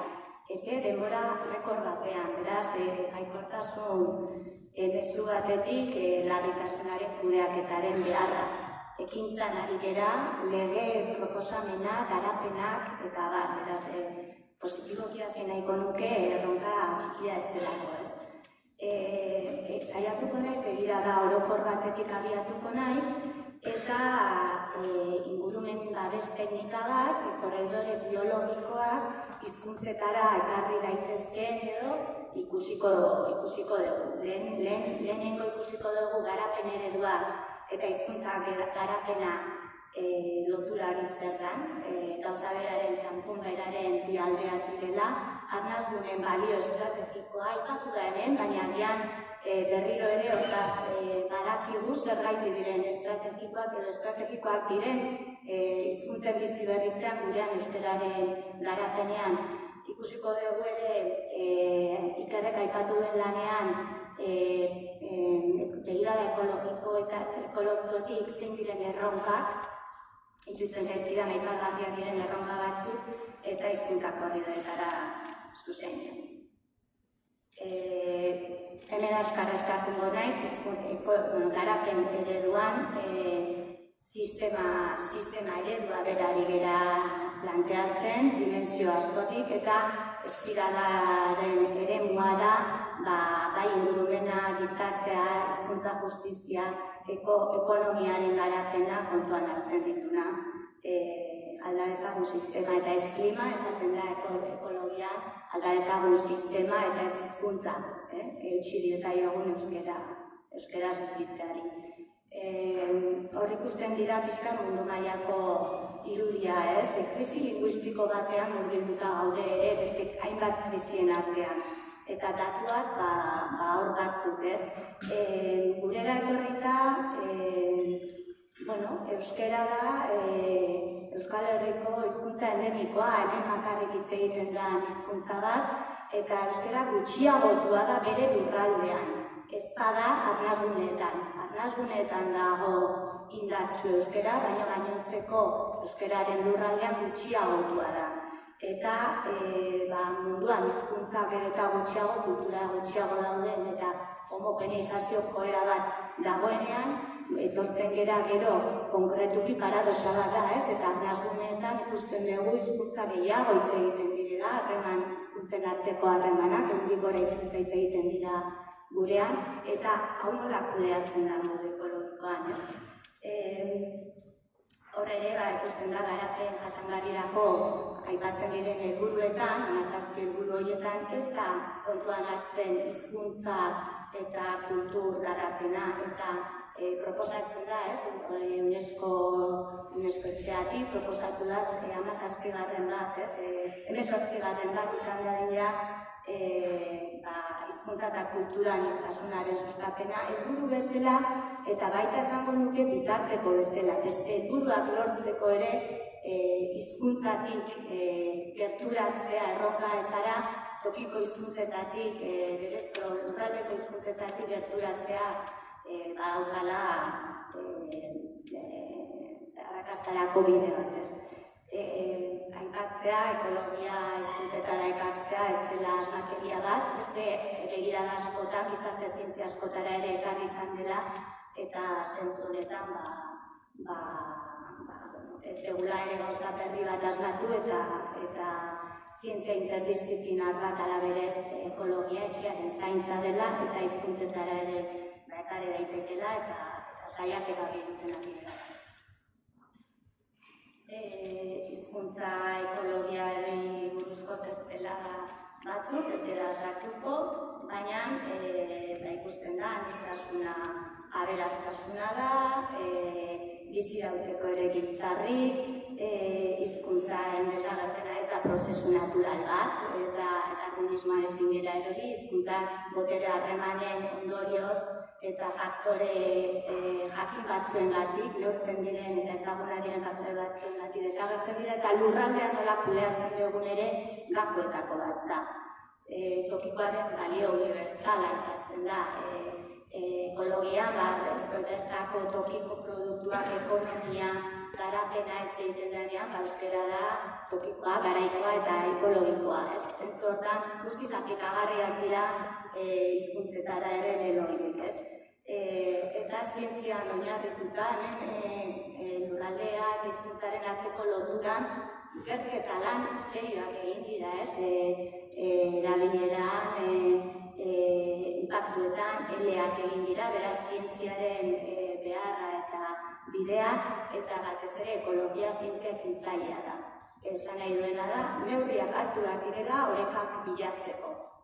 Sistema dinamikoetan, sistema konplexuetan, orekaren bilaketa konstantea da. Hizkuntzen arteko desorekak orekatzeko neurri babesgarriak, neurri gehigarriak hartzea eta ekologikoa. Pixka bat agian ulertzeko nondik heltzen zaion gaiari, importantea da korridoreen gaia aztertuko dugu, begirada ekologikoa ikusiko dugu, begirada ekosistemikoa dela, zer esan nahi duenik. Ez da bakarrik aztertzen hizkuntzen arteko harremana zein da, baizik eta hizkuntzak bere testuinguruarekin duen harremana. Badakigu euskal giroetan euskara gehiago egiten dela, eta arnasgunetan ezagutza maila batetik gora korrelazio handia dagoela erabilerarekin. Orduan, batzutan, fokoa ekologian da, espezie bat babestu nahi desunean, espezie horren aldeko neurriak hartzerakoan, neurri garrantzitsua da espazio egokia ematea espezie horri, ez? Bere testuingurua zaintzea. Kasu honetan, gauza bera litzateke, ez da, maila desberdinetan hiztun komunitatea eta testuingurua ikusi eta nola eragin, ez? Lurranaren adibidea interesgarria da, ikusten du, adibidez, eskolaren kokapten fisikoa goran eta bazterrean ze eragina daukan erabileran. Orduan, fizikoki non dagoen aztertzea eta baita gero hezkuntza komunitatea nola dagoen garraio autobus zerbitzu bidez, ez dago jolasgune bat aisialdura, batean eskola, guraso eta aisialdi eremuren arteko azterketa begirada orokor bat beharrezkoa da ulertzeko zer ari da gertatzen neurriak proposatzeko. Beraz, esku hartzeak arnasgune eta testimoniuak euskalduntzen, euskaraz bizitzeko aukerak sortzen, inertziak provokatzen.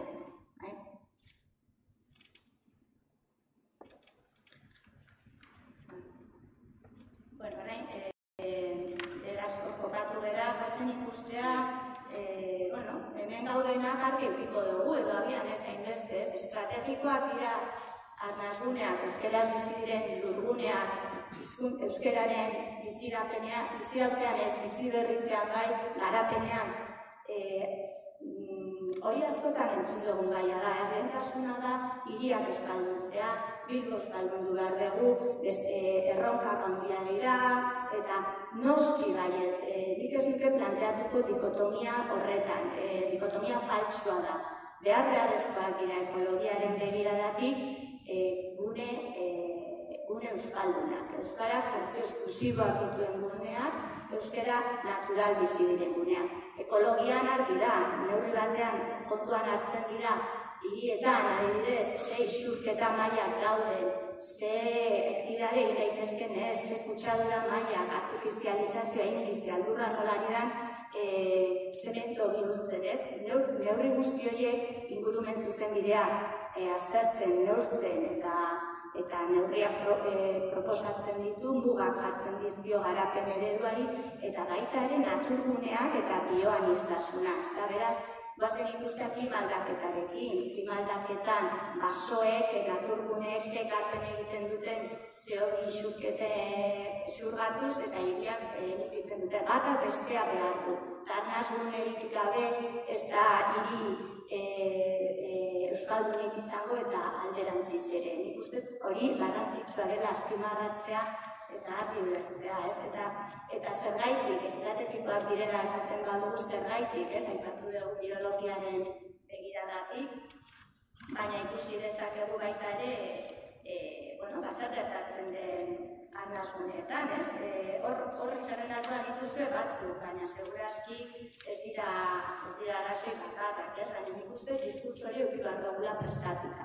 Zergaitik dira, hor aipatzen dira batzuk, imaginarioaz egiten zuen Imanole gaindegiatik, eduki behar dugu idealaren eredua, bizi daiteke euskeraz, euskarak edukitzazke funtzio esklusiboak eta natural, Korpusari begira, hizkuntza arnasguneetan bizia da, erronketako bat gaur egun da, hizkuntzen arteko hiztunok ere, agian eroso gora euskera, arnasgunetako hizkuntza bizia, hizkuntzak ere sistema biziak dira, lugaldea bizia den bezala hizkuntzak ere garatu behar dute, interferentzia gutxiago daude, aldaerak ere indartsu daude, beraz hizkuntzari begira.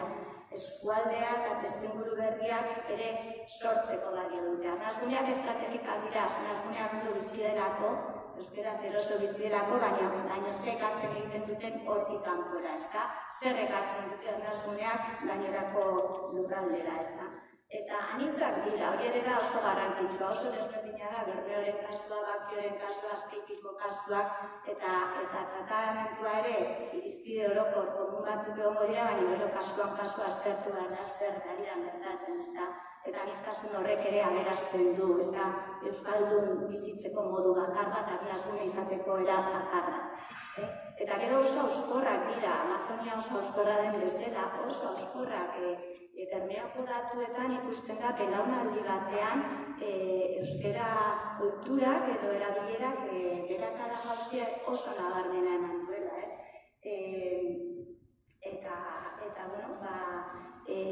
baita ere jakin behar dugu arnasguneetan, adibidez gaur, arratsaldeko 8:00 hemen Azpeitian zer ari dan gertatzen etxeetan, zein da hizkuntza, ze telebista ikusten ari dira, ze hizkuntzetan jasotzen dituzten albesteak, ze hizkuntzetan nabegatzen dute. Ez dira bakarrik fluxu fisikoak, zer gertatzen da, baizik eta zerrekin konektatuak nola bizi gara. Orduan, oskortasunak eskatzen du babesa hartzea, neurriak hartzera eta prestatzea. Eta gero tipologia berezitu badago, arnasgunetan gehiengoa ama hizkuntza dute euskera maila altua dute, eta ikusi behar da arnasgunetan agian, arnasgune batzuetan berria dela, egoera berrietan aurkitzen direla, eta agian ez direla ohituak euskera ez dakiekinekin edo jakin, baina erabiltzen ez dutenekin asertibo izaten erantzuten, agian bai, baina hori ere ikusi behar da, ez? Edo arnasgunetatik kanpo doazenak eta ekarpena egiteko gainerako lurraldeetan euskerari uzten diote, zeren denak era euskaldun eleanitzak. Beraz, hori ere lantzeko gai bat da, ez da beti automatikoa, nik badakit, egiten dugu guztiok, leku batzuetan euskaraz egingo dugu, guztietan gutxiago, hori bada zerbait, badugu euskal arnasguneak ekarri eta arnasgunetara fluxuak bueltatu ikusi behar dugu ere zein hizkuntzetan egiten denez. Datuak hor badaude, arnasgunen bilakeara erabileran, euskarrak dituen azterketetan, eremu soziolinguistikoen araberakoa egiten da, eta ikusten da eremu euskaldunenetan, goiko bimarretan, beraz joera bat ematen ari dela erabileran. Eta joera orokorratik baina, eta gero kasua berneokoa, deigarrienetako bat ez. Esatea beraz, hemen aipatu da eta oso azkar lurraldean, arnasgunetan hartzen diren erabaki bakoitzean lurraldea kudeatzen ari geran bakoitzan hizkuntza kudeatzen ari gerala ez. Adibidea jarriko dugu adibidez turismo ereduan, Lekeition egin dute eragin linguistikoen ebalaketa turismo planaren ebalaketa ez. Nahi ditugunean etortzea turistak gure lurraldera zer dakite gure buruz, zer erakutsi nahi dugu, zein hizkuntzetan, nola aurkezten dugu gure burua, nola saltzen dugu garatzen ari geran herri bat gerala. Beraz, hor aipatzen diren hitz horien atzean ere lotura beti dago hizkuntza eta kultura aldatzen. Ez badu, ari gera hitz egiten zeharkakotasunaz, baina zeharkakotasunak eduki behar du zentralitatea, bestela gero ez da gauzatzen. Zeharkakotasuna baldin badago adibidez gidalerroetan, baina gero garapen eskatzen denean hori zehaztasunetara jistea ez badago edulekurik edo eremu horretan ez da sartu behar, gelditzen gera zentralitatea galtzen da. Hori zeharkakotasuna zentralitatea. Arnasgunen lan egin dugu garapen jasangarrian lan honetan, erronka batzuk aipatzen dira, hor jaso dira 7 horien artean dago arnasgunen saretze korridorea egitea, eta hor bai aipatuko nituzke labur, hainbat ideia nire ustez garrantzitsua direna erronka ditugunak ez. Batez estatusa edo berariazko babes juridikoa. Aipatu da hemen, erkidegoan, euskararen legearen garapenean ere, arnasgune kategorizazio legal hartuko dute. Naturguneetan, naturgune bat izendatzen ezenean, naturgune bat, parke natural bat, biotopo bat, biosfera bat, badauka horren atzean izendapenarekin ondorio juridiko bat. Ze kategoriatan, ze erabilera, ze gauzak egin daitezken eta zer ez. Arnasgune izendapena beharko luke ere kategorizazio ondorio juridiko batzuk, babes neurri batzuk. Oraindik hor ez gaude, baina bidea egiten ari da ezta, eta tokiko administrazioa daukate aukera gertuko gobernantza eredu parte hartzaileetan ere bide horretan gauzak egiteko ez. Planen plana beharko litzateke, arnasgunen plana izango litzateke lurgun euskaldunen beste planen arteko plan nagusi bat ez. Balio estrategikoaren aitortza iruditzen zait oso garrantzitsua dela, ez usatuko, garapen ereduarekin lotura. Ekologia ekarri da ja hirigintzara, ekarri da hitz egiten da hiri bizigarri ez, hitz egiten da oinezko erabilera manifestoak, aipatzen dira zenbat kontzeptu bidegorrien garrantzia, ekarri dira eta hizkuntzan ere paradigma berrietan gaude, ezagutzaren garrantzia ikusi da, baina erabilerarako eremua, giroak sortzeak ze garrantzia duen.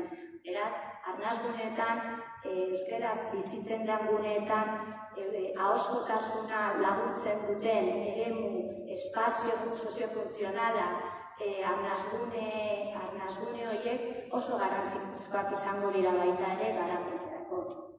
Bizi kalitatearen pertzepzioa, euskaraz eroso bizitza estres lingüistikorik gabe hori barneratzea, importantea da kontzientzia hartze horrek ekintzarako euskerago egiten zaituelako.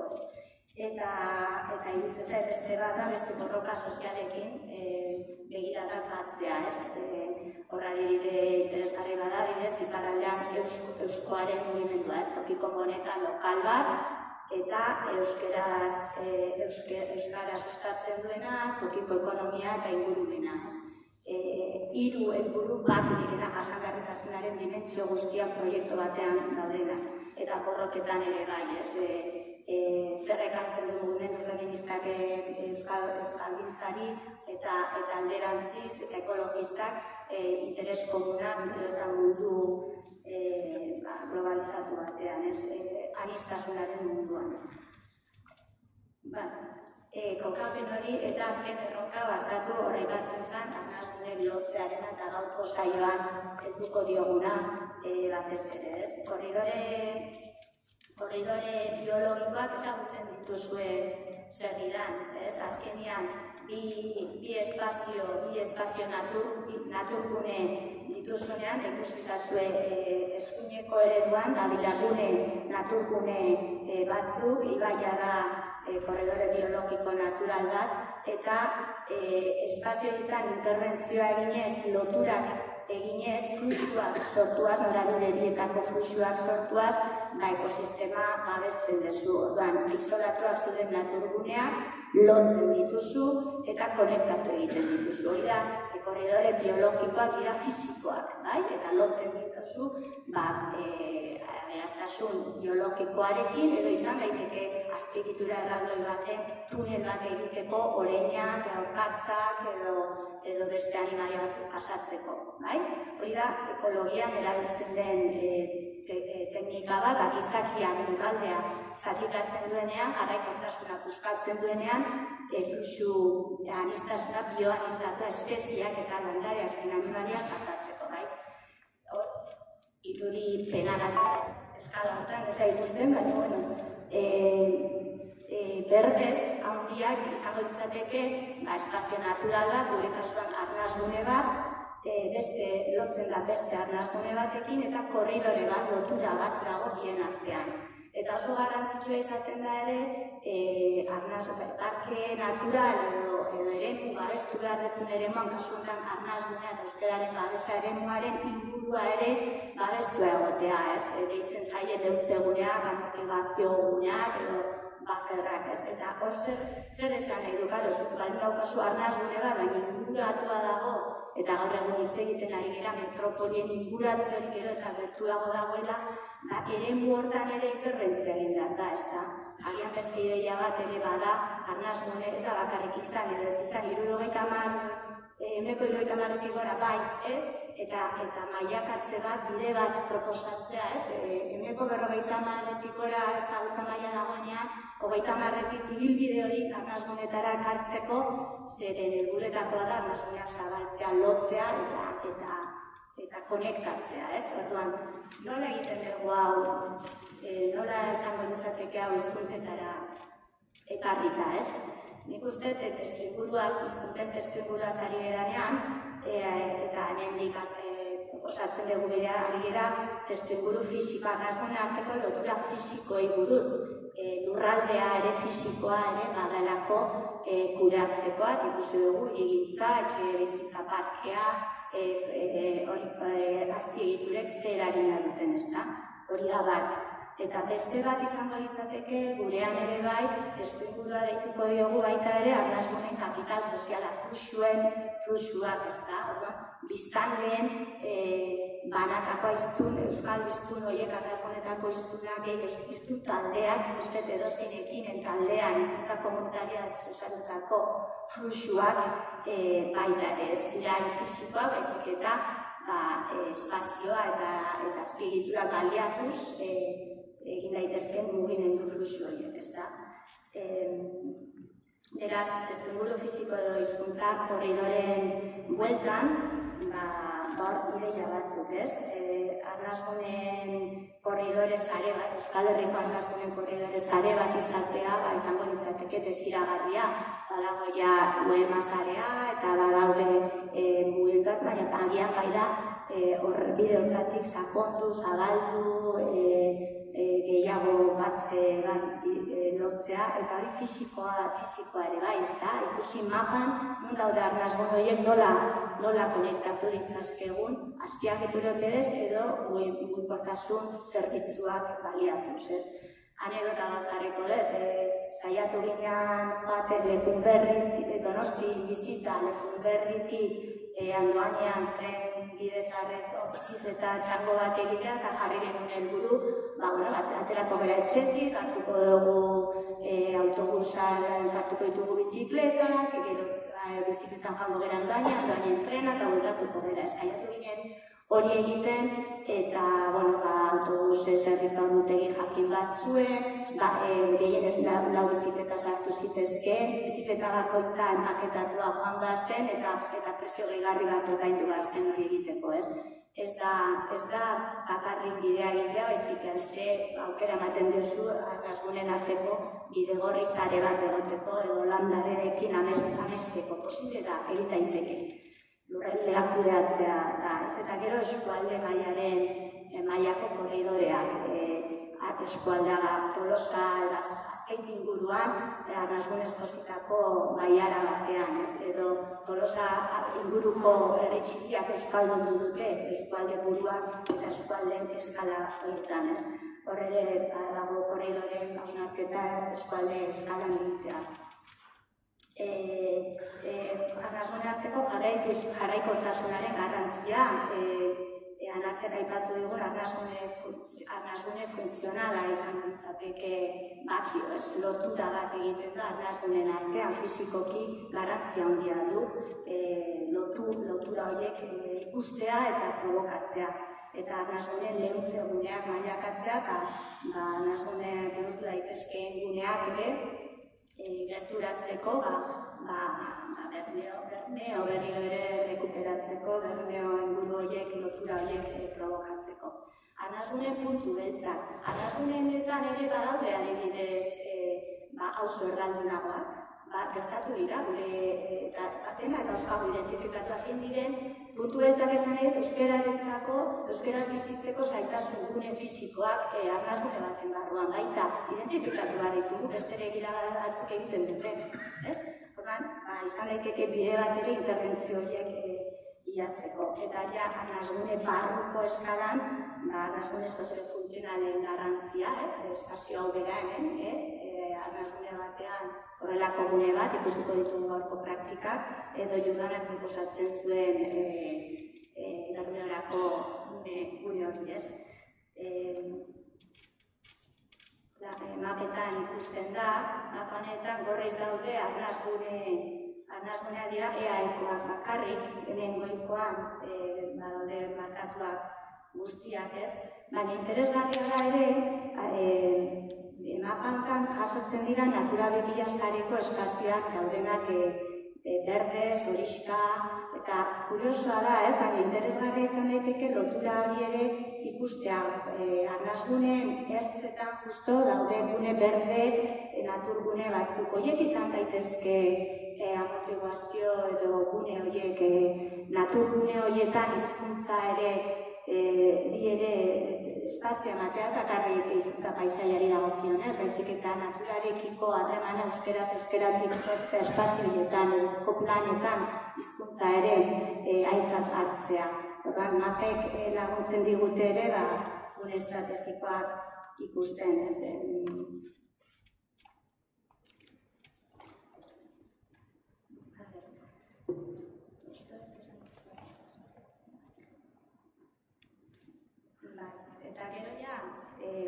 ikusi ditugu korridore fisikoak izan zitezkenak, testuinguru soziokulturala, kapital sozialaren indarra eta fluxuak ere provokatu daitezke arnasguneak zabaltzeko, eta hor aipatzen genuen nola lortu behar dugun eta euskagun korridoretan euskagun azpiegiture baliatuz edo zerbitzuak sortuz hizkuntza gutxiagotuak indartzea, nazioarte mailan elkarlana badago, adibidez kooperazio munduan Karabidek egiten duena, ari da sareak ikusten, egoera berdinean edo antzekoetan dauden herrien artean, maila nazionalean aipatu dut euskoa edo korrika bera, esatzen dugu, zein da adibide bat, begirada simbolikoa, zer da korrika lurraldea lotzea eta lekukoa pasatzea eta hori irudikapen, ekintza performatibo bada, baina atzean daukana simbologia handia dauka, eta intuizioz badakigu lurraldea lotu behar degula.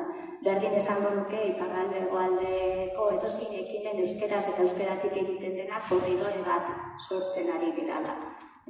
Eskualde mailan ere bai, hizkuntza komunitatean argaztutako garapenak, aipatu ditugun beste erronka horiek guztiak, eta gaur landuko ditenan beste begiradetatik hor ere badaude, eta arnasgune mailan adibide polit bat ekartzeko, Gran Mundokoan aurkeztu zen oso proiektu polit bat, Manolazkoek aurkeztu zuen, hemen dago, Zumaia euskera Zumaia da, eta hor egiten zen azterketa bat, kultur eta elkartegintza Zumaian zer bilakara izan duen, zer dagoen eta ze hizkuntza euskerarekin ze harremana duten, Zumaiko euskeraren ibilbide bat egin du eta bat aldizkarian publikatu dela hori begirada hori beste elkarteak eta taldeak duen indarra baliatu ikusi hor euskera non dagoen Zumaian eta nola lotzen diren, nola egin daitezken proiektuak elkarrekin ez. Eta hori esan da, bukatu nahiko nuke azken reflexio batekin, zer da arnasgunetan babesten duguna, euskera babeste horretan ezagutzan jarreran indar asko oso garrantzitsua da, baita ikusi dugu erabilera guneak, erabilera provokatu garrela, eta euskaraldia ariketa bat erabilera astintzeko, eta importantea da ere, nik uste, motivazioetaz hitz egitea, zer da hizkuntza erabileran eragiten du hizkuntzak dira identitatearen, identitate individual eta kolektiboen faktore determinanteak. Eta hori barneratzen badugu, euskera babesten dugu, euskera gu gara, garapena babesten dugu, garatuko gera gu eta gurekin gure lurraldea. Beraz, iruditzen zait, hizkuntzaren gure ezaugarri nagusiena bakoitzarentzat hizkuntza, tokiko hizkuntza zertan ulertzeak laguntzen duela ere lurraldearekin modu batean edo bestean harremantzea. Esango nuke euskera da gure territorio libre bakarra guztiz bat egiten da begiradarekin eta arnasguneak dira euskararen territorio libreak eta gero eta gehiago behar ditugu. Hortxe bukatuko nuke, eskerrak eman, eta saltza pixka jartzen. Ez dakit denbora izango dugun, behintzen atzerapenarekin, oso dakiko dugu atzerapena, baina behintzat nahiko nuke 10 minututan behintzat are bateri irakaritea. Aipatu duzu mako araudiarena eta Jordana, eta lehen ere aipatu da horreko aurkezpenean Euskararen plan sektorialaren beharra edo arnasgunen planaren beharra, eta hori behar bada EAE mailan kokatuko genuke ETS-etan edo sektorialetan. Baina normalean sektorial hauek daukate, normalean ez daukate EAE-ko eskala hori ez. Orduan, nahi zuek galdetu, ia eskala hori egokutzen duzuen, edo ze eskala beharko nuken euskararen plan sektorial horrek.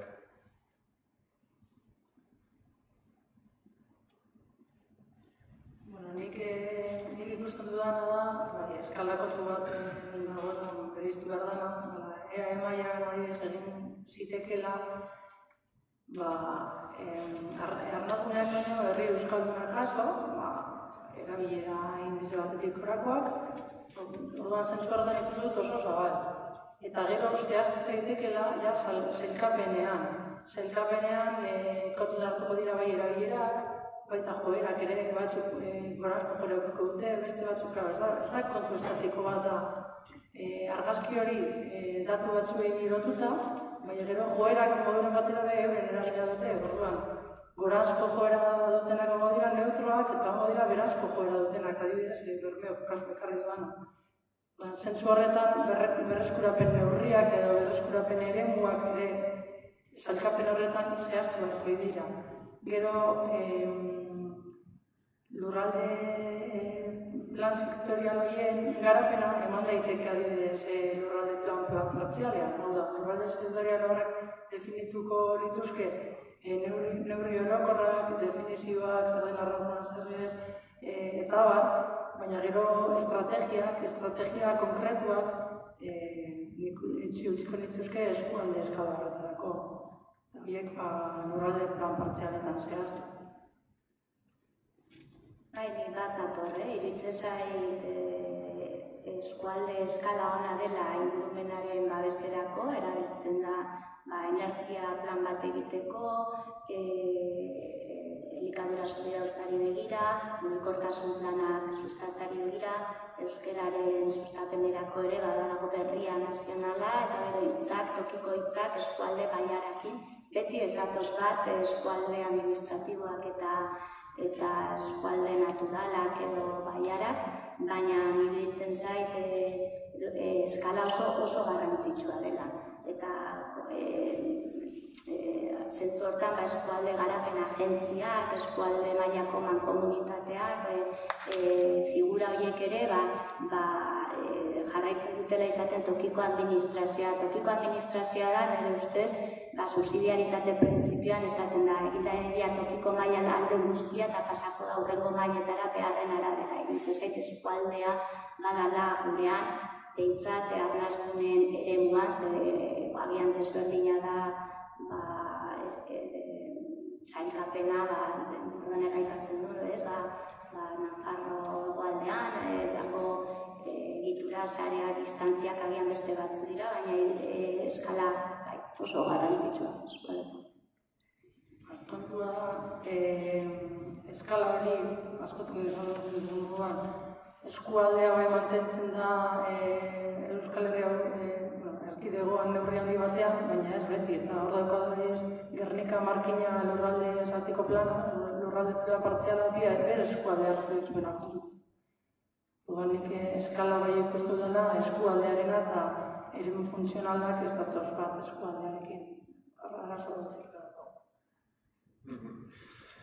Bale, beste nuen apur bat fokoa jarri, hori buruzari izatete hitz egiten, eta, lehen Manuel komentatu du, lurraldea ez da estatikoa, zuekare komentatu duzue, eta mugikortasunak horretan daukan garrantzia. Eta nireko jarri apur bat fokoa fluxuetan, ez? Fluxuak ere programatu egiten direlako, eta jakina lurraldea kudeatzen den maila ezberdinetan ere bai, fluxua programatu egiten delako azpiegituren bitartez, ez? Eta nahi nuen apur bat nahi zuen galdetu, zehazki azpiegitura hauek zelako eragina duten, ez? Korridori buruz egiten gauden arlo honetan, ez? Nik fluxuak ikusten ditut bi ezaugarriren baitan. Norabidea alde batetik, norabidea oso garrantzitsua da, norantza ematen dira, baina norantza, are garrantzitsua iruditzen zait behar da, norantza. Adibidez, Bilbo Bermeo metropoli hori gero eta urbiago metropoli hori neurtzerak orduan, fluxu hori neurtzerak orduan, kontua da zenbat pertsona doaz kanpora eta zenbat pertsona datozkuna. Baina nahiz eta kuantitatiboki berdina izan, ikusi dugulako biztanleriaren evoluzioa eta ez da biztanleriaren kuantitatiboki larri aldatzen. Kontua da, Bermeotik Bilbora doazenak zenbat euskalduntza duten hiria gutxi. Aldiz, kontrara ematen denean, erralduntzea nabaria da. Beraz, kontua ez da bakarrik norabidea, norantza. Eta nola dutu zure fluxu hori konkretuki azpigitu edo? Nik uste dut horri lurralde plan partzialari dagokiola erabakitzea fluxu horien norabidea eta norantza. Zera mantolatzen diren, ze egitura emango zaion eskualdeari hori lurralde plan partzialetan eta gira egituratzen da. Eta norreko kasuan eragina izan du azpigituen?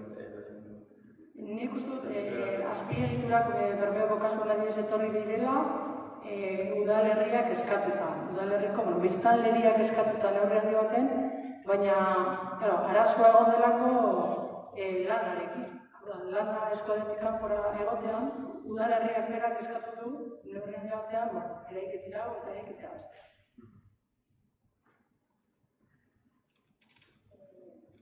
Bai, azpiegitura bat egin aurretik, edukiko duen prebentzio printzipioa erabiliz, egin aurretik, ze eragin izango dituen aztertzea garrantzitsua da. Azpiegitura horri fluxuak eta norantza norabideak ematea posible da neurri batean. Politika, hizkuntza politika egitea posible da lurralde politika eginez. Eta gero, dauzkagun azpiegituretan, azpiegitura horiek baliatu daitezke euskararen korridore izan daitezen. Azpiegitura horrek ze helburu dituen ere ikusteak, eta ze abiadak dituen, eta ze ezaugarri dituen, eta ze geltoki dituen, desberdina da. Niri asko gustatzen da gure artean elkebikun eztabaidan, anatzuk aipatzen zenuen adibidea, eta asko pentsatu araziri gana. Normalean, lotzen ditugula azpiegiturak garapenarekin eta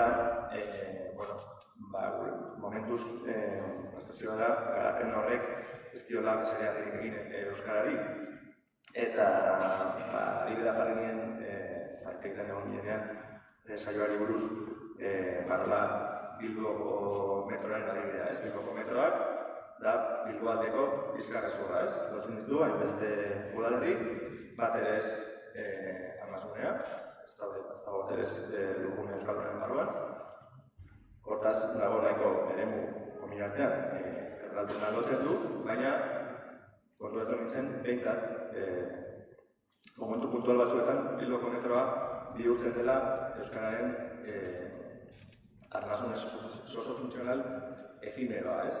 Ez beken dagoenean bertsolari txapelketa, zoandik mundu guztiak atzen duen metroa gertatzeko, eta zuk begarraten ikusten duzu zure burua Bilboko metroan, eta euneko euskaraz egiteko.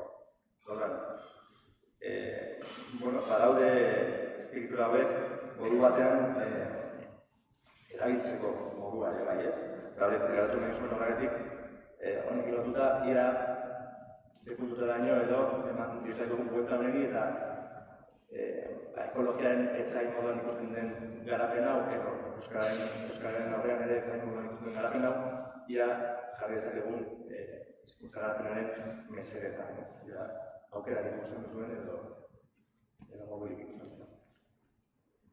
Nik uste dut Imanol ez dagoelak esaten zaigun graduondokoan azkenean lortu bat duzula garapenaren bitartez lana, etxebizitza eta izia eskualde berdinen izatea, eta horretara bultzatu behar dela garapena, horretara egokitu behar dela. Garapena, etzai moduan ikusi da, gurean adibidez garapen eza, eskualde barruko garapen ezak ekarri du bena. Iruditzen zait, azpiegitura hauetan landu daitezken gauzak direla adibidez, hizkuntza paisaia, eta materiala, edo zeharreman, ze hizkuntzetan, ze musika entzuten da, ze giro dagoen azpiegitura horretan, irudikatzen ari naiz tren bat, adibidez, edo errepide bat, baina importanteena da hor, euskeratik eta euskeraz sortze provokatzea fluxuak. Ekeko da fluxu bat, euskeraz bakarrik gozatzen dena, ulertu gabe ere, baina, eta fluxu hori bultzatuaz, dira gauzak gertatzen, orduan baliatu daitezke azpiegiturak ere, baina fluxu horietako korridore bat egiten ganean ekologiari begira, korridore biologiko bat, aztertu bat ez du zertarako, ez da berdina korridora aurkatza pasatzeko, basurdea pasatzeko, korridorearen helburua baldin bada euskararen erabilera areagotzea, hasieratik, azpiegitura egin aurretik, planoetan gaudenean, agian asmatzen dugu fluxu hori norabidea eta norantza ematen bai. Bueno, gainatu diren beste puntu para bat egiteko, baina puntu, dekorazioneko larri gabitzela. Orduan, bagen euskal dako ondorio batzuk irakurtzeko ez, egin dugun ekarpen honetatik, zerrendatuko ditut oso harin, izamen gauza batzuk apuntatzen, alde batetik, remarkatu dugun arrazunen balio estrategikoarena. Oso konstitu izan barra ere bai, arrazuneak indartsuak direla, horregatik dira arrazuneak, baina, igual itxasunak dugun moduan oso oskorrak ere badirela eta hori kontutan hartu behar dugula ez. Kontutan hartu behar dugula ere bai, evoluzioa ez da izango lineala. Naturan moduan, hau espirala bat izango da, batzutan gorantz egingo du, batzutan berak izango du, komplexutasun horren konstientzia izan behar dugu, eta komplexutasun hori modu batean edo bestean kudeatu. Itxasotu komentatu zuen ez, hiri bizigarriena. Dagoeneko ekologiaren begirada iritsi daiketara, osasunaren ere bai, generoaren ere bai, guzti horretan ematen diren pertzepzio subjetiboak oso garrantzitsuak dira, eta orain arte, irakatu hartzen izan ditugunean, gehiago objektibotasunetik landu izan dira, eta orain dago aukera pertzepzio subjetibo guzti hauek mahai gainean daudela, eskutzaren ere bai hor izateko ez. Bukatzeko bi gauza dakatu nahiko duzke, alde batetik Euskararen txat eta Arrasunen estrategikoa izango dela arauak izatea, arauak eta legeak izatea, guztia kudeatzeko, eta beste alde batetik, aipatu egin du itxasok ere bai, beste ismoekin lotura ez.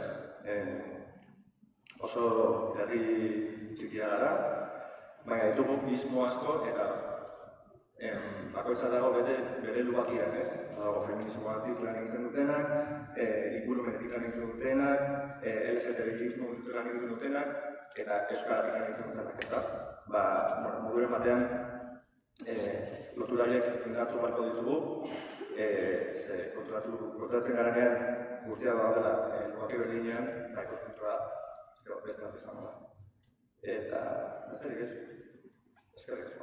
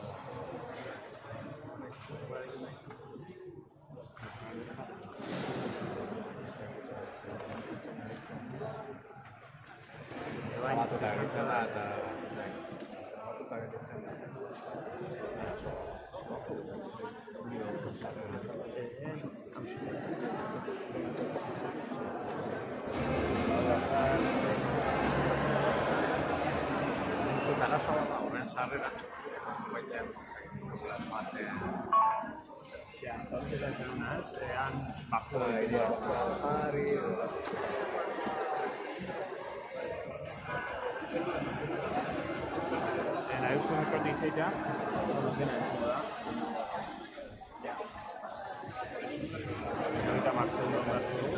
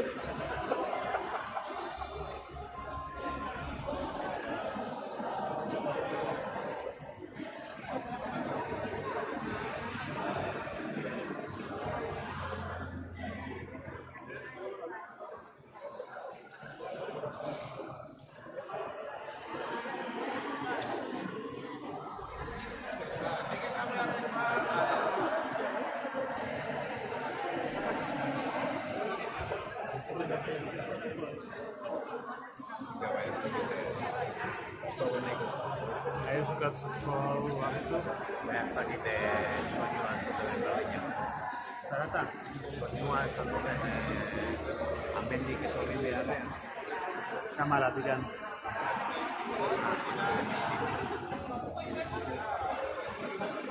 Ja. Zemuz? Ondi zahategin? Ondo, perfecto. Zahategin ondik? Zahatina igual... Argindarrana pentsa ezua.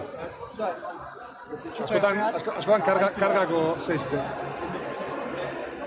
Batzutan, ordenagailuta sartzen zarata, parasitala. Etzekia hau etzekia hortitak euta, iruzkiarko denikek. Igual volumena... Batzutan ordenagailuke hitzi jola zehai. Ja, zahatia. Zaratia. Hemen, eta tabernako zehai, tierra kentze joko mozti jogu. Zuzenean entzuten da. Hemen zuzenean entzuten da. Bai. Problema da, ona llegatzen da soinua. Kamara berak atetzen du soinua ez da. Iken bi hue garbia hitzek, enbio bat egin honein da. Beste era atekia. Eta hor ez dakek solo... Zan jakiteko ja bialtzeana zikina aldaun edo hemen sortzean.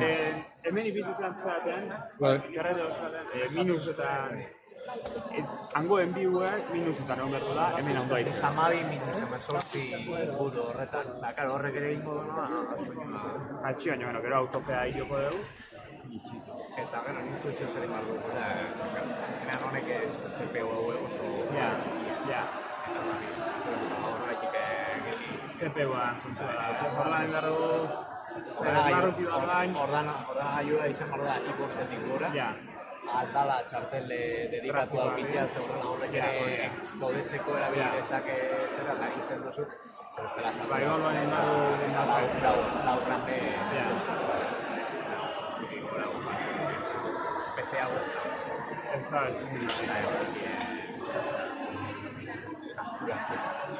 Kontua da, badagoela arintzea,